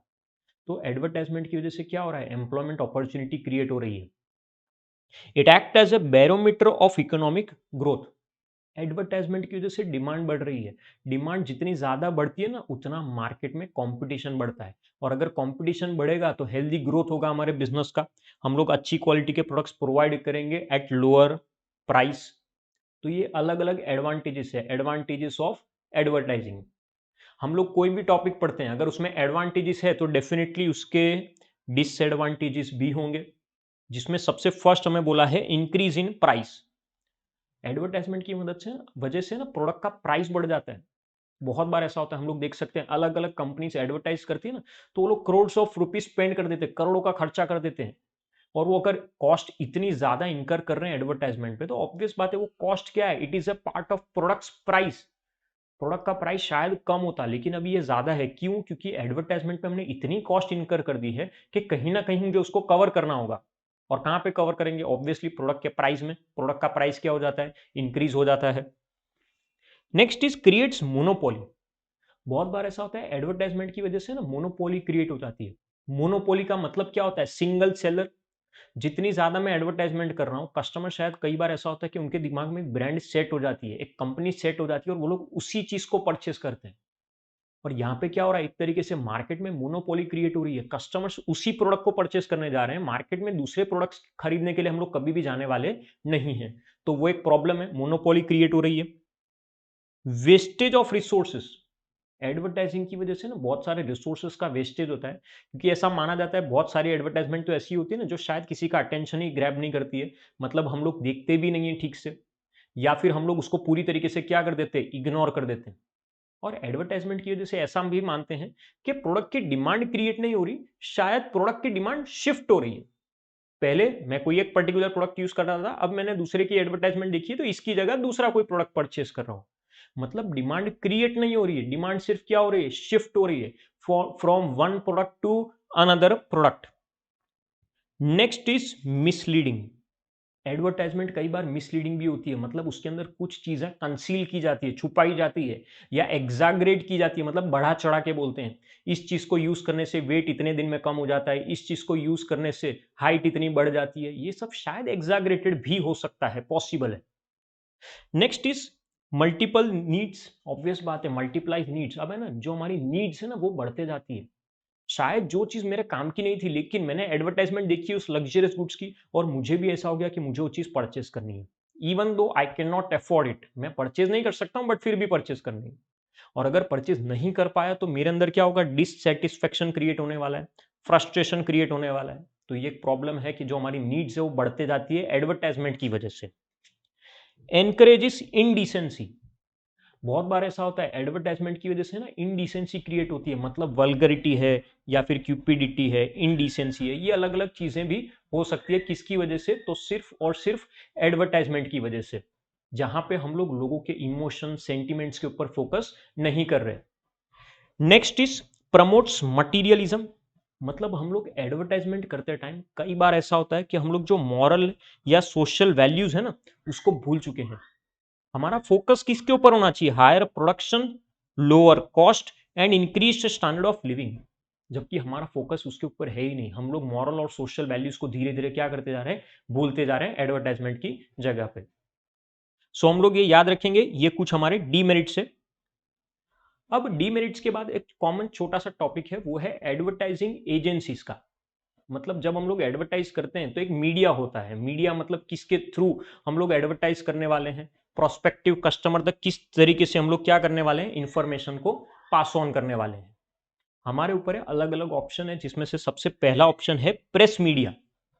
जब मैं प्रेस मीडिया की बात करता हूं तो ये प्रिंटेड फॉर्म में है, publication of advertisement in a newspaper, magazines और जर्नल्स। हम लोग किसी भी चीज में एडवर्टाइज कर सकते हैं, न्यूज़पेपर में, मैगजीन में, जर्नल्स में, कोई भी चीज में। जब मैं न्यूज़पेपर की बात करता हूं तो न्यूज़पेपर भी नेशनल लेवल पे है, स्टेट लेवल पे है, लोकल लेवल पे है, अलग अलग न्यूज़पेपर है। मैगजीन्स, जर्नल्स तो स्पेसिफिक मैगजीन्स है, जनरल मैगजीन्स है, बहुत सारी चीजें हैं जहां पे हम लोग हमारे प्रोडक्ट की क्या कर सकते हैं, एडवर्टाइजमेंट कर सकते हैं। Next is outdoor media. Outdoor media मतलब डिस्प्ले करना कहीं पे। स्पेशली लोग जहां से पास ऑन होते हैं, लोग आते जाते हैं ना, वहां पे हम लोग क्या करते हैं, एडवर्टाइज करते हैं, होर्डिंग्स लगाते हैं बड़ी बड़ी। खास करके जैसे कि हम लोग देख सकते हैं रेलवे स्टेशन है या bus stand, street corners, road side, इन सब जगह पे बहुत होता है, क्योंकि वहां पे कौन है, मूविंग ऑडियंस है, लोग आते जाते हैं ना, तो वहां पे उनकी नजर पड़ती है उसके ऊपर, होर्डिंग के ऊपर। कुछ भी हो सकता है, जैसे हम लोग पोस्टर लगा सकते हैं, पेंटेड डिस्प्ले लगा सकते हैं, इलेक्ट्रिकल अरेंजमेंट कर सकते हैं, कोई भी चीज हो सकती है। तो अलग अलग तरीके से हम लोग क्या कर सकते हैं, एडवर्टाइज कर सकते हैं। ये है आउटडोर मीडिया, ये सेकंड ऑप्शन है हमारा। एक और थर्ड ऑप्शन है हमारा पोस्टल और डायरेक्ट मेल एडवर्टाइजिंग। हम लोग क्या कर सकते हैं, पोस्ट कर सकते हैं या मेल कर सकते हैं। मतलब जो हमारा मैसेज है, जो कंटेंट है, वो रिटर्न फॉर्म में हो सकता है, प्रिंटेड फॉर्म में हो सकता है, प्रोसेस्ड मैसेजेस जो डायरेक्टली बाहर तक पहुंचा रहे हैं हम लोग। और कैसे पहुंचाएंगे, तो पोस्ट के थ्रू या फिर मेल के थ्रू। और भी कोई तरीके हैं, तो लास्ट अदर फॉर्म्स में हम लोग देख सकते हैं, फिल्म्स बना सकते हैं रेडियो के थ्रू, टेलीविजन के थ्रू, विंडो डिस्प्ले, शोरूम्स, बहुत सारे ऑप्शंस है जिसके थ्रू आसानी से हम लोग हमारे प्रोडक्ट्स की इंफॉर्मेशन, प्रोडक्ट्स की एडवर्टाइजमेंट कर सकते हैं। तो ये कुछ अलग अलग ऑप्शंस है जिसके थ्रू हम लोग क्या करने वाले हैं, एडवर्टाइज करने वाले हैं। अब आज के टाइम में सबसे रीसेंट जो चलता है वो है सोशल एडवर्टाइजिंग मीडिया। मतलब जब मुझे एडवर्टाइज करना है तो मैं यहाँ पे कुछ चीज़ों के ऊपर एडवर्टाइज कर सकता हूँ, जैसे फेसबुक है, इंस्टाग्राम है, या ऐसे कोई भी प्लेटफॉर्म है। ऑनलाइन एडवर्टाइजिंग पॉसिबल है इन सब में, सोशल नेटवर्किंग सर्विसेज है। यहाँ पे हमारे पास ऑप्शन है, हम लोग हमारी ऑडियंस सिलेक्ट कर सकते हैं, हमारा जो कवरेज एरिया है वो सब सिलेक्ट कर सकते हैं, और उसके बेसिस पे हम लोग क्या करेंगे, एडवर्टाइजमेंट करेंगे अलग अलग साइट्स पे। जहां पे भी हमको एडवर्टाइज करना है हम लोग एडवर्टाइज कर सकते हैं। जो प्लेटफॉर्म हमें सिलेक्ट करना है हम लोग प्लेटफॉर्म भी सिलेक्ट कर सकते हैं। अब जैसे कि हम लोगों ने देखा एडवर्टाइजमेंट, और एक चीज याद रखेंगे, प्रमोशन करने के लिए अलग अलग ऑप्शन अवेलेबल है। एडवर्टाइजमेंट है, सेल्स प्रमोशन है, उसी तरीके से पब्लिसिटी भी है, पर्सनल सेलिंग भी है। बहुत सारे लोगों को कंफ्यूजन होता है एडवर्टाइजमेंट में और पब्लिसिटी में। तो मैं बता दूं, एडवर्टाइजमेंट हमेशा पॉजिटिव होती है, मेरे प्रोडक्ट की एडवर्टाइजमेंट पॉजिटिव ही करूंगा, अच्छी ही करूंगा। पब्लिसिटी मेरे बारे में, मेरे प्रोडक्ट के बारे में बाहर कोई भी कुछ भी बोल सकता है, इट कैन बी पॉजिटिव और नेगेटिव। Advertisement is always paid, publicity is normally not paid, unpaid है। पब्लिसिटी के लिए मैं कभी भी पे नहीं करता हूं। एडवर्टाइजमेंट इज कंट्रोल्ड, एडवर्टाइजमेंट के ऊपर मेरा कंट्रोल होता है, पब्लिसिटी पे मेरा कंट्रोल नहीं होता। एडवर्टाइजमेंट के लिए स्पॉन्सर होता है, पब्लिसिटी के लिए हमारा कोई स्पॉन्सर नहीं होता। तो ये बेसिक बेसिक चीजें याद रखेंगे। Next, sales promotion. प्रोडक्ट को अगर प्रमोट करना है तो एक और तरीका है हमारे पास, सेल्स प्रमोशन टेक्निक से। जैसे पर्सनल सेलिंग, एडवर्टाइजमेंट, पब्लिसिटी है, उसी तरीके से सेल्स प्रमोशन है। मैं अलग अलग स्कीम लेके आ सकता हूं, डिस्प्ले है, डेमोन्स्ट्रेशन है, discount, by one get one offer, ऐसी कोई भी चीज। हाँ, रूटीन लाइफ में, डे टू डे में ये चीज नहीं होती, कभी कभी it is non recurring in nature. हम लोग कभी कभी ये अलग अलग टेक्निक्स, अलग अलग स्कीम्स ये सब लेके आते हैं, ताकि हम लोग हमारे प्रोडक्ट को क्या कर सकें, प्रमोट कर सकें। तो सेल्स प्रमोशन एक ऐसा मेथड है जिसके थ्रू हम लोग हमारे प्रोडक्ट को क्या कर सकते हैं, प्रमोट कर सकते हैं। और जब मैं सेल्स प्रमोशन करता हूं ना, तो दो ऑप्शन है, एक है डीलर्स सेल्स प्रमोशन मेथड और एक है customers sales promotion method. Dealer sales promotion method में मतलब यहां पे हम लोग इंसेंटिव किसको ऑफर कर रहे हैं, डीलर को इंसेंटिव ऑफर कर रहे हैं। इंसेंटिव टू दी डीलर, उनको स्पेशल डिस्काउंट दे रहे हैं हम लोग, या फिर ऑन द स्पॉट डेमोन्स्ट्रेशन होगा पब्लिक में तो प्रोडक्ट शायद जल्दी सेल हो सकता है, कूपन्स है, ऐसी कोई भी चीज हो सकती है। उसी तरीके से कस्टमर सेल्स प्रमोशन मेथड है, यानी यहाँ पे कस्टमर्स को हम लोग क्या करने वाले हैं, फ्री सैंपल्स देंगे। ऐसा हो सकता है कि फ्री सैंपल्स दे, उनका कमेंट आए, और उसके बाद हम लोग मार्केट में उस चीज को क्या कर सके, लॉन्च कर सके। उनको डेमोन्स्ट्रेशन दे सकते हैं, फ्री गिफ्ट दे सकते हैं। Good after sale service, product sell करने के बाद अच्छी आफ्टर सेल सर्विसेज प्रोवाइड कर सकते हैं। तो ये अलग अलग टेक्निक है जिसके थ्रू मैं अपने प्रोडक्ट को क्या कर सकता हूं, बेसिकली प्रमोट कर सकता हूं। Next is consumer protection. अब ये बहुत अलग टॉपिक है। अब तक हम लोग देख रहे थे एडवर्टाइजिंग क्या है, सेल्स प्रमोशन क्या है, बट ये बहुत अलग टॉपिक है, कंज्यूमर प्रोटेक्शन। जहां पे हमारा फोकस किसके ऊपर है, कंज्यूमर के ऊपर है। आज के टाइम में ना कंज्यूमर्स को बहुत ज्यादा एक्सप्लॉइट किया जाता है अलग अलग तरीके से। एडल्ट्रेटेड गुड्स, या फिर हाई प्राइस, एमआरपी से भी ज्यादा प्राइस लेना, या फिर मिसलीडिंग एडवर्टाइजमेंट, ऐसा कोई भी ऑप्शन हो सकता है जिसके थ्रू हम लोग क्या कर सकते हैं, कस्टमर्स को एक्सप्लॉइट कर सकते हैं। तो इंडिया में एक लॉ बना जिसमें बोला गया कि हम लोग कंज्यूमर्स को क्या करेंगे, प्रोटेक्ट करेंगे। और वो जो लॉ है, वो जो एक्ट है, उसको बोला गया है कंज्यूमर प्रोटेक्शन एक्ट 1986। क्या बोलेंगे? Consumer protection act 1986। मीनिंग देखते हैं पहले। Consumer is expose to many hazards due to unfair trade practices. He should be protected from the consumption of unsafe products such as adulterated eatables, मतलब कुछ mixing है, या spurious medicine, duplicate medicine हो सकती है, या फिर डेट ऑफ एक्सपायरी के बाद भी सेल कर रहे हैं, ऐसा कुछ भी हो सकता है। ये जो लॉ है इसके कुछ फीचर्स देखते हैं, जिसमें सबसे फर्स्ट बोला है कवरेज ऑफ आइटम्स, यानी हर तरह की चीज कवर हो जाती है, हर तरह के गुड्स, हर तरह की सर्विसेज को कवर कर रहे हैं, किसके अंदर? कंज्यूमर प्रोटेक्शन एक्ट के अंदर। हाँ, स्पेसिफिकली अगर सेंट्रल गवर्नमेंट ने, स्पेसिफिकली अगर एक्ट ने, कंज्यूमर प्रोटेक्शन एक्ट में बोला गया है कि ये गुड्स और सर्विस कवर नहीं होते तो ही, अदरवाइज हम लोग हर गुड्स, हर सर्विसेज को यहाँ पे क्या करेंगे? कवर करेंगे। Next is coverage of sector. कौन से सेक्टर कवर होते हैं? तो ऑब्वियसली सब तरह के सेक्टर होते हैं, पब्लिक सेक्टर हो, प्राइवेट सेक्टर हो, कोऑपरेटिव हो, ऐसा कोई सेक्टर नहीं है जो यहां पे इंक्लूड नहीं होता।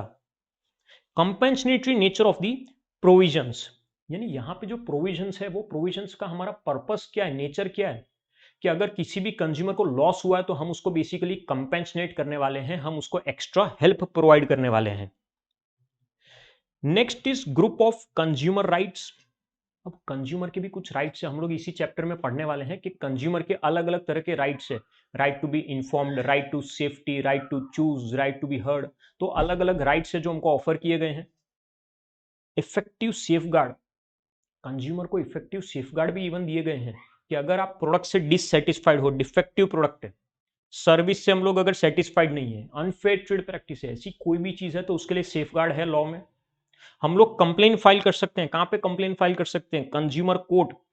हम लोग आगे पढ़ेंगे इसी चैप्टर में 3 टायर रिड्रेसल मशीनरी, मतलब हमको अगर कोई भी प्रॉब्लम है ना तो हम लोग डिस्ट्रिक्ट फॉरम में, स्टेट कमीशन में, या नेशनल कमीशन में, तीनों में से कोई भी जगह पे कंप्लेन फाइल कर सकते हैं। रिपीट कर रहा हूं, district forum, state commission and national commission. Next, time bound redressal, मतलब यहाँ पे बहुत टाइम बाउंड चल रहे हैं, मतलब एक स्पेसिफाइड टाइम पीरियड है जिसके अंदर हमारा जो केस है उसको डिस्पोज ऑफ कर दिया जाएगा, मैटर को डिस्पोज ऑफ कर देंगे, बहुत लॉन्ग टाइम तक केस को यहाँ पे खींचने वाले नहीं है। Next is consumer protection council. अब कंज्यूमर प्रोटेक्शन काउंसिल सेटअप किए गए हैं कि हम लोग कंज्यूमर अवेयरनेस क्रिएट करेंगे, हो सके उतना ज्यादा कंज्यूमर्स को क्या करेंगे? प्रोटेक्ट करेंगे। तो ये बेसिक फीचर्स है, basic features of the act. अब फीचर्स देखने के बाद अब हम लोग देखेंगे कुछ राइट्स। हमने अभी अभी राइट्स की बात की थी कि कंज्यूमर को राइट्स दिए हैं, तो देखते हैं कंज्यूमर को क्या क्या राइट्स दिए गए हैं, जिसमें 6 में से सबसे पहला right, the right to be protected against the marketing of goods which are hazardous to life and property. मतलब हम लोग अगर कोई भी प्रोडक्ट परचेस कर रहे हैं ना तो वो एकदम सेफ होना चाहिए। It should not be hazardous, it should not be dangerous in nature, life या प्रॉपर्टी को कोई तरह का हार्म उसकी वजह से होना चाहिए नहीं। तो ये हमारा पहला राइट है। Next is right to be informed. Right to be informed मतलब अगर मैं कोई प्रोडक्ट परचेस करने जा रहा हूं ना तो उस प्रोडक्ट की सभी चीजें आप लोग मुझे बताओगे, उसकी क्वालिटी, क्वांटिटी, प्योरिटी, स्टैंडर्ड, सब कुछ मुझे जो पूछना है मैं पूछूंगा। आप लोग कोई भी इंफॉर्मेशन मुझसे कंसील कर सकते नहीं हो। तो सेकेंड राइट है right to be informed. Third is right to be assured wherever possible access to the variety of goods at competitive price. मतलब राइट टू चूज, क्या बोलेंगे? राइट टू चूज मतलब मेरी इच्छा कि अगर मैं कोई शॉप में जा रहा हूं, अलग अलग प्रोडक्ट्स है, वेराइटी ऑफ प्रोडक्ट्स है एट कंपिटिटिव प्राइस, तो मुझ पे डिपेंड करता है, कंज्यूमर पे डिपेंड करता है कि उसे कौन सा प्रोडक्ट परचेस करना है। No seller can use aggressive selling technique, मतलब कोई भी शॉपकीपर है ना फोर्स नहीं कर सकता मुझे कि आपको यही प्रोडक्ट परचेस करना है। मेरी इच्छा, मुझे जो प्रोडक्ट परचेस करना है मैं वही प्रोडक्ट क्या करूंगा? परचेस करूंगा। Next is the right to be heard and assured that the consumer's interest will receive due consideration at appropriate forum. Right to be heard मतलब हमारे पास राइट है कि अगर हम लोग किसी प्रोडक्ट से सेटिस्फाइड नहीं है, कोई सर्विस से सेटिस्फाइड नहीं है, तो हम लोग कंज्यूमर कोर्ट में कंप्लेन फाइल कर सकते हैं।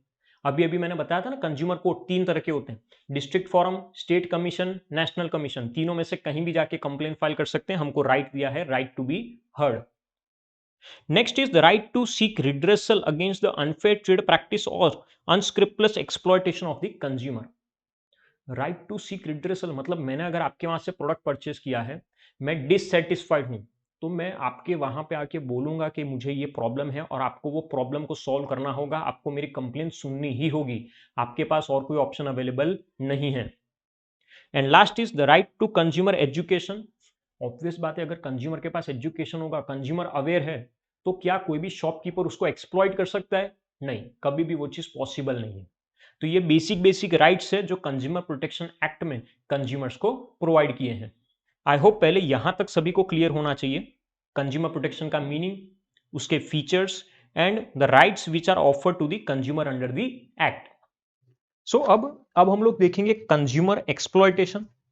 जब हम कंज्यूमर एक्सप्लॉयटेशन की बात करते हैं तो उसका मतलब होता है taking advantage of the consumer. हम लोग क्या कर रहे हैं, कंज्यूमर का एडवांटेज ले रहे हैं, बायर का एडवांटेज ले रहे हैं, किसी भी चीज को लेके, प्रोडक्ट की इंफॉर्मेशन को लेके, गारंटी को लेके, टर्म्स ऑफ परचेज, किसी भी चीज को लेके।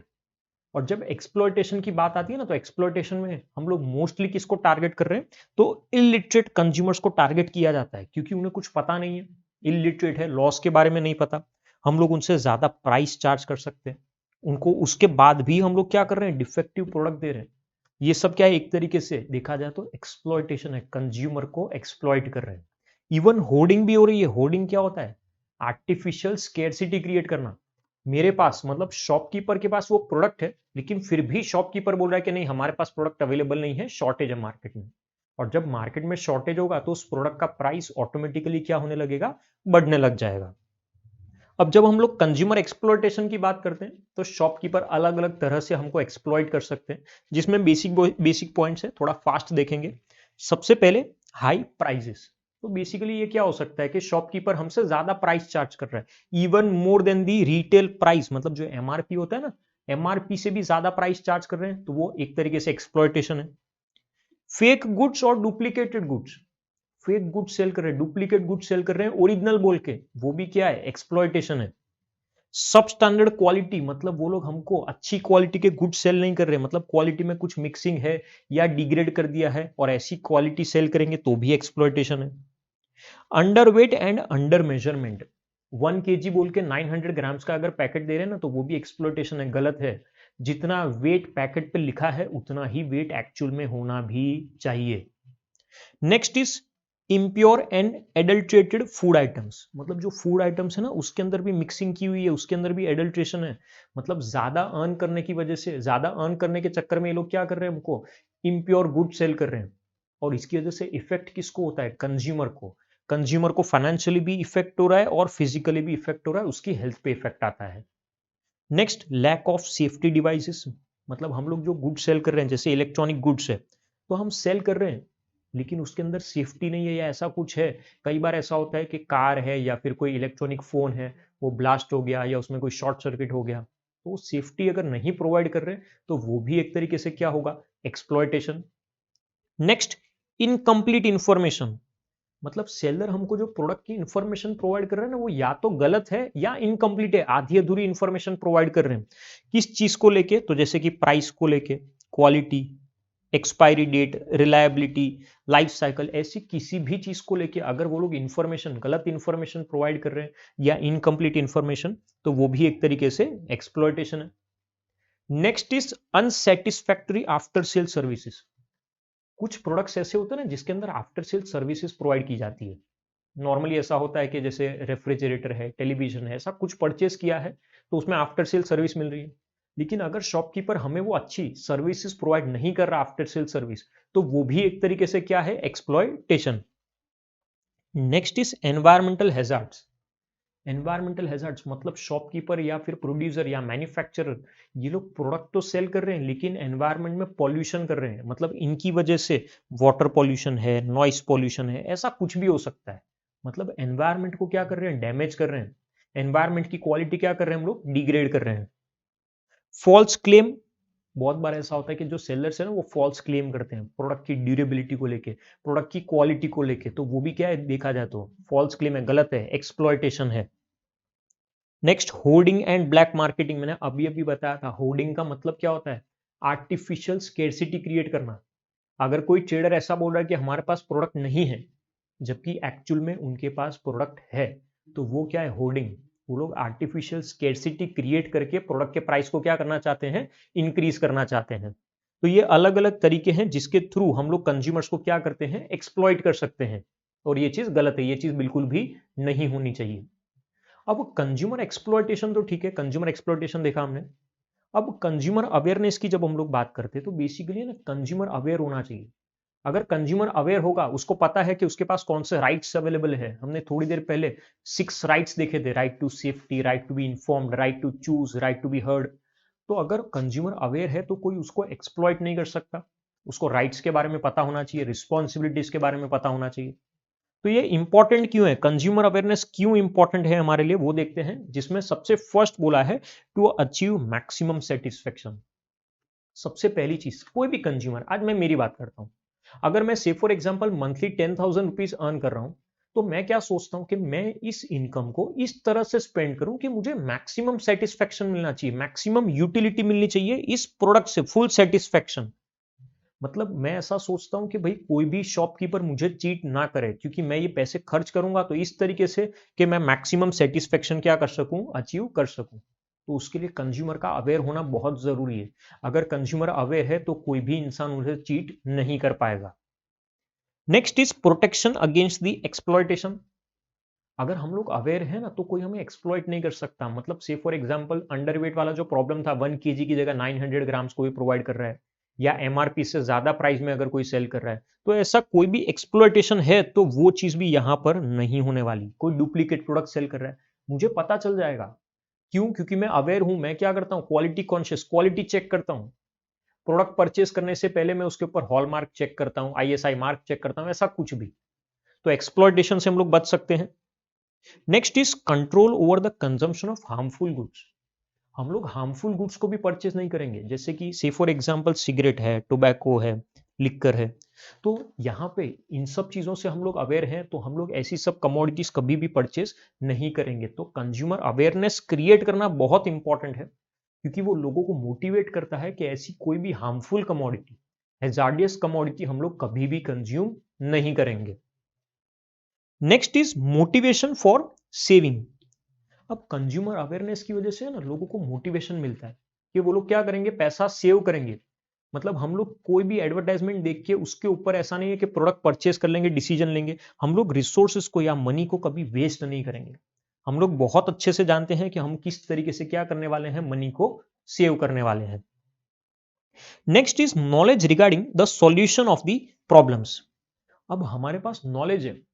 से फॉर एग्जांपल अगर कोई प्रॉब्लम हो गई, किसी ने मुझे एक्सप्लॉइट किया, मतलब जो प्रोडक्ट सेल किया वो सेफ नहीं था, डिफेक्टिव था, सर्विस में कोई डेफिशिएंसी थी, या फिर एमआरपी से ज्यादा प्राइस चार्ज किया, ऐसा कुछ भी। तो मेरे पास ऑप्शन है, लॉ है हमारे पास। हमने पढ़ा था कंज्यूमर प्रोटेक्शन एक्ट 1986। उसके फीचर्स में देखा था कि हम लोग क्या कर सकते हैं, गवर्नमेंट यानी कंज्यूमर कोर्ट में कंप्लेन फाइल कर सकते हैं। यानी लॉ का सपोर्ट है हमारे पास। और कंप्लेन कहां पे फाइल कर सकते हैं, कंज्यूमर कोर्ट में 3 ऑप्शन थे, district forum, state commission, national commission. तो तीनों में से किसी भी जगह पे हम लोग आसानी से क्या कर सकते हैं, कंप्लेन फाइल कर सकते हैं। Next is construction of a healthy society. अगर बेसिकली हम लोग कंज्यूमर्स को एक्सप्लॉइट नहीं कर रहे, कंज्यूमर्स अवेयर है, कंज्यूमर्स अवेयर होंगे तो डेफिनेटली हमारी जो सोसाइटी है वो क्या होगी, हेल्दी होगी। उनको, सभी कंज्यूमर्स को पता है कि किस तरीके से उनको एक्सप्लॉइट किया जा सकता है, तो वो लोग पहले से ही अलर्ट रहेंगे, वो लोग सेफ रहेंगे। So construction of a healthy society, ये कुछ इंपॉर्टेंस है, importance of consumer awareness. I hope पहले यहां तक सभी को क्लियर होना चाहिए। कंज्यूमर का जो टॉपिक हमने पढ़ा है, कंज्यूमर प्रोटेक्शन एक्ट है, या फिर कंज्यूमर एक्सप्लॉयटेशन, कंज्यूमर अवेयरनेस, वो सभी चीजें क्लियर होनी चाहिए। अब नेक्स्ट हमारे जो छोटे छोटे टॉपिक्स है वो देखते हैं। एक हमारा टॉपिक है ई कॉमर्स। बहुत बार हमने सुना है ई कॉमर्स का मतलब क्या होता है, इलेक्ट्रॉनिक कॉमर्स। मतलब कि हम लोग जो प्रोडक्ट्स को परचेस कर रहे हैं, हम लोग जो प्रोडक्ट को परचेस कर रहे हैं, सेल कर रहे हैं, वो कैसे कर रहे हैं, with the help of internet. E commerce is buying and selling of goods and services और ट्रांसमिटिंग ऑफ फंड्स। मतलब मैं गुड्स और सर्विसेज को भी परचेस सेल कर सकता हूं, या फिर फंड्स को भी ट्रांसफर कर सकता हूं एक जगह से दूसरी जगह। कैसे? Through an electronic network, primarily the internet. मतलब ये जो ट्रांजेक्शन होने वाला है वो कैसे होने वाला है, इंटरनेट की मदद से। तो अगर इंटरनेट की मदद से मैं गुड्स को परचेस सेल कर रहा हूं या फंड को ट्रांसफर कर रहा हूं, तो वो सब कुछ क्या है, ई कॉमर्स है। ई कॉमर्स में कौन सी चीजें इंक्लूड होती है? First, B2B, business to business, मतलब दो बिजनेसमैन के बीच में ट्रांजैक्शन हो सकता है इसके थ्रू। B2C, business to consumer, businessman और कंज्यूमर के बीच में ट्रांजैक्शन हो सकता है, रिटेलर और कंज्यूमर के बीच में with the help of internet. C2C, consumer to consumer, ऐसा सुना है कहीं पे कंज्यूमर टू कंज्यूमर, एक कंज्यूमर दूसरे कंज्यूमर के साथ ट्रांजैक्शन करे, बिल्कुल OLX पे मैंने कोई सेकंड हैंड कमोडिटी सेल करने के लिए रखी है और सामने किसी ने कंज्यूमर ने उसको परचेस करा है, तो consumer to consumer. And consumer to business, यानी कंज्यूमर टू बिजनेस, बहुत बार गवर्नमेंट और उस सब में टेंडर आते हैं, हम लोग टेंडर फिल करते हैं, तो वो क्या है, कंज्यूमर टू बिजनेस है। तो ये अलग अलग एग्जाम्पल्स है कौन सी चीजें हैं जो ई कॉमर्स के अंदर इंक्लूड हो जाती है। अब जब हम लोग ई कॉमर्स की बात करते हैं ना, तो ई कॉमर्स के कुछ एडवांटेजेस भी है, बट देखते हैं ई कॉमर्स के एडवांटेजेस अलग अलग है। सबसे पहले हम लोग जो बेनिफिट्स देख रहे हैं वो है benefits of the organization. Organization को क्या बेनिफिट मिलता है ई कॉमर्स का? First, using e-commerce the organization can expand their market to national and international market। सबसे पहली चीज, ई कॉमर्स की मदद से मैं नेशनल या इंटरनेशनल लेवल पे भी जा सकता हूं। एग्जांपल अमेजोन को देखो, नेशनल लेवल से शुरू हुआ था, आज इंटरनेशनल लेवल पे ऐसी कौन सी जगह है जहां पे अमेजोन नहीं है? सब जगह पे है।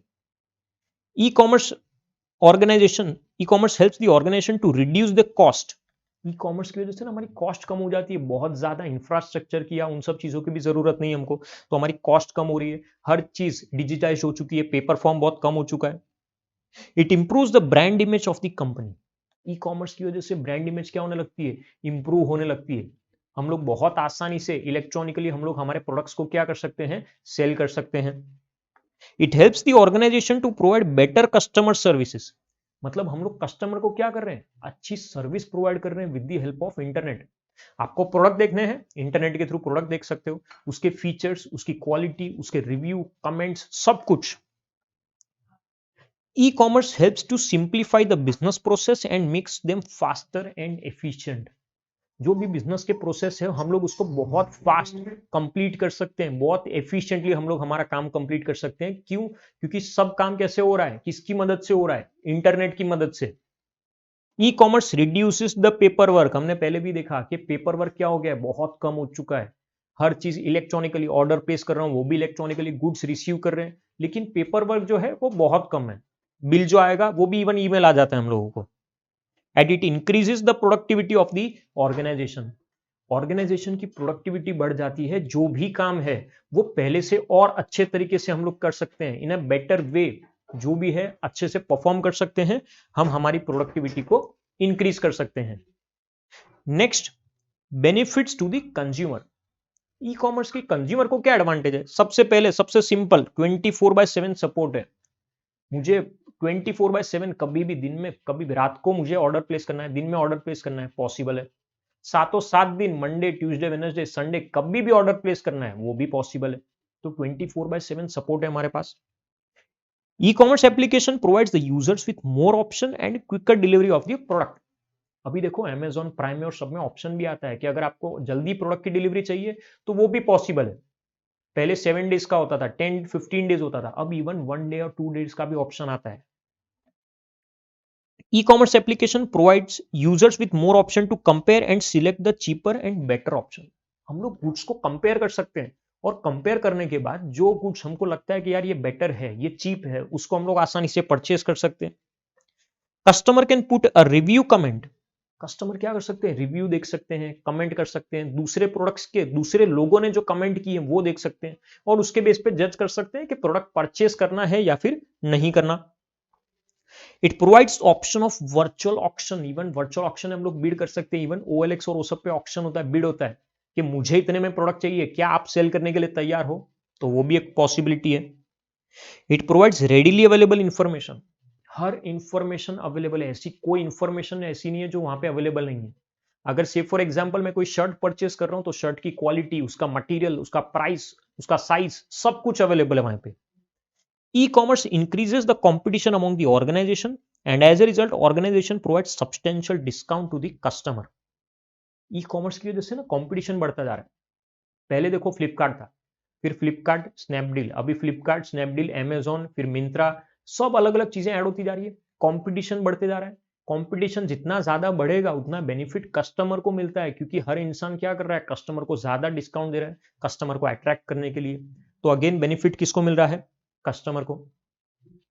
अब कुछ एडवांटेजेस देखते हैं, advantages to the society. Society को क्या बेनिफिट मिलता है, customer need not to travel to a shop to a product, thus less traffic on road and less air pollution. दुकान तक जाने की जरूरत ही नहीं है, तो ट्रैफिक भी नहीं होगा, पॉल्यूशन भी नहीं होगा, कुछ नहीं। घर बैठे बैठे हम लोग क्या कर सकते हैं, ऑर्डर प्लेस कर सकते हैं। E commerce helps in reducing the cost of product, so less affluent people can also afford it. E commerce की वजह से ना कॉस्ट कम हो रही है, और अगर कॉस्ट कम हो जाएगी तो ऑब्वियस बात है जो लोग उस प्रोडक्ट को पहले अफोर्ड नहीं कर सकते थे वो लोग भी अब उस प्रोडक्ट को क्या कर सकते हैं, अफोर्ड कर सकते हैं, क्योंकि प्रोडक्ट कम प्राइस में अवेलेबल है। E-commerce has enabled the rural areas to access the services and product which otherwise are not available to them. Even rural areas में भी लोग एक्सेस कर पा रहे हैं, मतलब पहले शायद जो चीज वहां पे नहीं मिलती थी अब उनको ऑनलाइन के थ्रू मिल रही है, ई कॉमर्स के थ्रू वो लोग उस चीज को एक्सेस कर सकते हैं। And e commerce helps the government to deliver the public services such as health care, education, social service at a reduced cost and in a improved manner. यानी गवर्नमेंट भी अपनी अलग अलग सर्विसेज जो है, हेल्थ केयर है, education है, वो सब सर्विसेज इलेक्ट्रॉनिक कॉमर्स के थ्रू क्या कर सकती है, हमको प्रोवाइड कर सकती है। तो ये है बेनिफिट्स टू दी सोसाइटी। याद रखेंगे, benefits to organization, benefits to consumer and benefits to the society. अब हमारा नेक्स्ट टॉपिक, अब छोटे छोटे से टॉपिक्स देखते हैं, जिसमें फर्स्ट है electronic telling. Electronic retailing, also called as e-tailing or internet retailing, is the process of selling the goods and services through electronic media. Almost similar ही बात है कि यहाँ पे हम लोग क्या करने वाले हैं, गुड्स या सर्विसेज को सेल कर रहे हैं with the help of electronic media. Internet की मदद से हम लोग गुड्स को सेल कर रहे हैं। The sale of retail goods and services online is called as electronic tailing. मतलब जो रिटेल गुड्स है उसको हम लोग क्या कर रहे हैं, इंटरनेट की मदद से सेल कर रहे हैं। एंड इट फॉलोज B2C, मतलब बिजनेस टू कस्टमर। यहाँ पे जो ट्रांजेक्शन हो रहा है वो किसके बीच में हो रहा है, बिजनेसमैन और कस्टमर के बीच में। रिटेल ट्रांजेक्शन नॉर्मली जैसा होता है ना, हम शॉप में जाके परचेज करते हैं, वैसा ही है। फर्क सिर्फ इतना है कि ये इंटरनेट के थ्रू हो रहा है, मतलब कस्टमर ऑर्डर प्लेस करने वाला है किसके पास, रिटेलर के पास। यानी गुड्स को परचेज सेल कर रहे हैं तो किसके बीच में हो रहा है, बिजनेसमैन और कस्टमर के बीच में, और ये रिटेल ट्रांजेक्शन है with the help of internet. Next is E advertising. जब हम लोग ई एडवर्टाइजिंग की बात करते हैं उसका मतलब हम लोग एडवर्टाइजमेंट कर रहे हैं किसकी मदद से, इंटरनेट की मदद से या फिर जो दूसरे डिजिटल मीडिया के प्लेटफॉर्म है उसकी मदद से। जब हम लोग ई एडवर्टाइजिंग करते हैं ना तो बहुत सारे लोगों तक हम लोग क्या कर रहे हैं, प्रोडक्ट की एडवर्टाइजमेंट पहुंचाना चाहते हैं, प्रोडक्ट की इंफॉर्मेशन पहुंचाना चाहते हैं। कहां तक, पोटेंशियल कस्टमर तक, कि हाँ अगर हमारे प्रोडक्ट की इंफॉर्मेशन देखेंगे क्या पता हमारा प्रोडक्ट परचेज कर ले, हमारे लिए वो कौन है, पोटेंशियल कस्टमर है। सेम तरीके से ई मार्केटिंग, जैसे ई एडवर्टाइजिंग है, एडवर्टाइजिंग कर रहे थे with the help of internet, उसी तरीके से मार्केटिंग कर रहे हैं with the help of internet. जैसे डिजिटल मार्केटिंग है, वेब मार्केटिंग, ऑनलाइन मार्केटिंग, ये सब कुछ हम लोग अलग अलग चीजों के थ्रू, इवन ईमेल के थ्रू भी मार्केटिंग होती है, वायरलेस मीडिया के थ्रू भी हम लोग मार्केटिंग कर सकते हैं। तो अलग अलग टेक्नोलॉजी यूज करके मैं जो मार्केटिंग कर रहा हूं ना, फेसबुक पे भी कर सकते हैं, इंस्टाग्राम पे भी कर सकते हैं, किसी भी चीज पे, वो क्या है, ई मार्केटिंग है। Next is E security. अब ई सिक्योरिटी, जब भी हम लोग कोई ट्रांजेक्शन करते हैं या इलेक्ट्रॉनिकली हम लोग इंटरनेट पे काम कर रहे हैं तो सबसे इंपॉर्टेंट आज के टाइम में पता है क्या होता है, सिक्योरिटी। कोई भी अनऑथोराइज्ड एक्सेस नहीं होना चाहिए, हैकिंग नहीं होनी चाहिए, हैक कर लेते हैं ना कई बार कंप्यूटर और वो सबको, तो वो सब चीजें नहीं होनी चाहिए, वायरस नहीं होना चाहिए। तो ई सिक्योरिटी बहुत इंपॉर्टेंट है, प्रोटेक्शन होना चाहिए हमारे कॉमर्शियल एसेट्स के लिए। अगर सपोज करो इंटरनेट यूज कर रहा हूं उसमें भी सेफ्टी नहीं है तो कस्टमर्स का जो फेथ है ना वो खत्म हो जाएगा। क्या हम लोग इलेक्ट्रॉनिकली ट्रांजेक्शन्स करेंगे, कभी भी नहीं करेंगे, वो चीज पॉसिबल नहीं है। Next is enterprise resource planning. ये टर्म हमारे लिए थोड़ा सा नया है। एंटरप्राइज रिसोर्स प्लानिंग मतलब एक सॉफ्टवेयर है, इस सॉफ्टवेयर के थ्रू हम लोग क्या करने वाले हैं, सभी रिसोर्सेज को मैनेज करने वाले हैं। एंटरप्राइज के जितने भी रिसोर्सेज है, परचेज है, सेल्स है, प्रोडक्शन है, इन्वेंट्री है, फाइनेंस है, सप्लाई चेन मैनेजमेंट है, सब कुछ, हर एक चीज को मैं इस सॉफ्टवेयर के थ्रू क्या करने वाला हूं, मैनेज करने वाला हूं। सेंट्रलाइज्ड एप्लीकेशन है कि इसी चीज के थ्रू हर चीज को हम लोग आसानी से क्या कर सकते हैं, मैनेज कर सकते हैं, जिसको शॉर्ट में बोला जाता है ERP। सभी फंक्शंस को एक ही जगह से कंट्रोल कर रहे हैं हम लोग। इस ERP के अंदर कौन से मॉड्यूल्स आते हैं, तो सबसे पहले human resource module, human resource मतलब किसकी बात की है, स्टाफ की बात की है, एम्प्लॉयज की बात की है। जब मैं ह्यूमन रिसोर्स मॉड्यूल की बात करता हूं तो वो क्या मैनेज करता है, हमारे वहां के स्टाफ उनकी एक्टिविटीज को रिकॉर्ड करते हैं, ट्रैक करते हैं। जैसे कि हम लोग देख सकते हैं एम्प्लॉयज की इंफॉर्मेशन, परफॉर्मेंस रिव्यू, डेजिग्नेशन क्या है उन लोगों का, job description, skill matrix, time and attendance tracking, कितने बजे आया है एम्प्लॉय, कितने बजे गया है, कौन से डे पे वो प्रेजेंट था, एब्सेंट था, ये सब चीजें। इवन हम लोग उनका पे रोल सिस्टम भी देख सकते हैं कि कितना पे करना है, अगर आवरली पे करना है तो वो सब चीजें भी इसके थ्रू कैलकुलेट हो सकती है। उनके ट्रैवल एक्सपेंसेस क्या है, रीइंबर्समेंट, कि अगर उन्होंने कोई खर्चा किया है बट वो कंपनी की वजह से हुआ तो कंपनी क्या करेगी, रीएम्बर्स करेगी, कि आपका जो खर्चा हुआ है वो कंपनी की वजह से हुआ है तो कंपनी रीएम्बर्स कर रही है आपको। ह्यूमन रिसोर्स मॉड्यूल के बाद नेक्स्ट है इन्वेंट्री मॉड्यूल। इन्वेंट्री का मतलब क्या होता है, स्टॉक। हमारे पास जो स्टॉक है, रॉ मटेरियल है, सेमी फिनिश्ड गुड्स है, फिनिश्ड गुड्स है, इन सब चीजों को ट्रैक कर रहे हैं। और ट्रैक करने के लिए एक और चीज होती है हमारे पास, वही यूनिक सीरियल नंबर। उसके थ्रू हम लोग किसी भी चीज को क्या कर सकते हैं, ट्रैक कर सकते हैं। हमको एक एग्जाम्पल देके रखा हुआ है 100 हार्ड डिस्क का। Suppose you have purchased 100 hard disk, so using the inventory system you can track how many hard disk are install. 100 में से कितनी हार्ड डिस्क ऐसी थी जो मैंने इंस्टॉल की थी, वेयर दे आर इंस्टॉल्ड मतलब कहां कहां पे वो हार्ड डिस्क इंस्टॉल हुई थी, and how many hard disk are remaining, और कितनी हार्ड डिस्क ऐसी है जो अभी तक हमने यूज नहीं की है। ये क्या है, इन्वेंट्री मॉड्यूल है। हम देख रहे हैं कि स्टॉक को किस तरीके से, इन्वेंट्री को किस तरीके से यूज किया जा रहा है। Next is sales module. हम लोग सेल्स को ट्रैक कर रहे हैं कि किस तरीके से सेल्स होने वाला है। तो सेल्स की क्वेरीज अगर कोई आ रही है तो उसको हैंडल कर सकते हैं, कोई इंक्वायरी आ रही है, कोटेशन ड्राफ्ट करना है, मैं प्रोडक्ट सेल करना चाहता हूं किसी को लार्ज क्वांटिटी में, तो कोटेशन बना के देते हैं ना, तो कोटेशन को भी हैंडल कर रहे हैं इसके थ्रू हम लोग। फिर प्रॉपर टैक्सेशन के साथ प्रोडक्ट सेल करता हूं ना तो उसके ऊपर जीएसटी लगता है, पहले सर्विस टैक्स होता था, वैट होता था, तो वो सब चीजें प्रॉपर टैक्सेशन के साथ हम लोग चीजों को हैंडल कर सकते हैं। डिस्पैच और शिपमेंट, कब डिस्पैच करना है, शिपमेंट और वो सब होता है ना, तो वो सभी चीजें हम लोग सेल्स मॉड्यूल के थ्रू क्या कर सकते हैं, देख सकते हैं। Next is purchase module. जैसे सेल्स मॉड्यूल में क्या कर रहे थे, देख रहे थे कि किस तरीके से सेल्स होने वाला है, यहाँ पे परचेज की बात है। Raw material, semi finished goods, finished goods, किसी भी चीज को परचेज करते हैं तो कुछ एग्जांपल्स देखते हैं। सप्लायर और वेंडर लिस्टिंग, सबसे पहली चीज तो मैं किस किस से गुड्स परचेज करता हूं वो। Supplier and item linking, sending quotation, मैं भी शायद कोटेशन भेज सकता हूं किसी को। रिक्वेस्ट टू दी वेंडर्स, उनसे कोटेशन मंगवा सकते हैं। एनालिसिस ऑफ कोटेशन, अगर मैंने कोई कोटेशन मंगवाया है तो कोटेशन मंगवा रहा हूं तो उसको एनालाइज करूंगा। ये सभी चीजें किसके अंदर है, परचेज मॉड्यूल के अंदर है। परचेज करते टाइम इसके थ्रू हम लोग क्या कर सकते हैं, सभी चीजों को प्रॉपर तरीके से मैनेज कर सकते हैं। Next, finance and accounting module.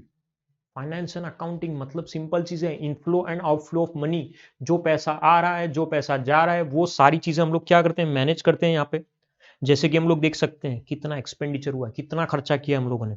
Balance sheet मतलब कितने एसेट्स है, कितनी लायबिलिटीज है हमारी, लेजर मेंटेन करना, बजट बनाना, बैंक स्टेटमेंट हमारा, पेमेंट रिसिप्ट, टैक्स मैनेजमेंट, ये सब कुछ जो भी फिगर्स है, फाइनेंस है, ये सब कुछ किसके थ्रू मैनेज कर रहे हैं हम लोग, फाइनेंस एंड अकाउंटिंग मॉड्यूल के through. Next is customer relationship management module. Customer relationship, आज के टाइम में कस्टमर्स के साथ रिलेशन मेंटेन करना बहुत इंपॉर्टेंट है। कस्टमर सेटिस्फाइड होना चाहिए, अगर कस्टमर को अच्छी सर्विसेज मिल रही है ना तो उससे ज्यादा और कुछ नहीं चाहिए हम लोगों को। इसके अंदर क्या देख सकते हैं कि कस्टमर के साथ टाइम टू टाइम कम्युनिकेट करना है, कस्टमर्स को कब कॉल किए गए थे, कस्टमर्स के साथ कब मीटिंग है, कस्टमर्स कब चीजें परचेज करते हैं, ये सब चीजें किस में आती है, कस्टमर रिलेशनशिप मैनेजमेंट में।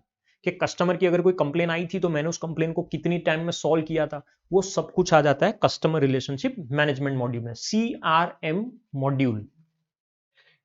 Next, production module.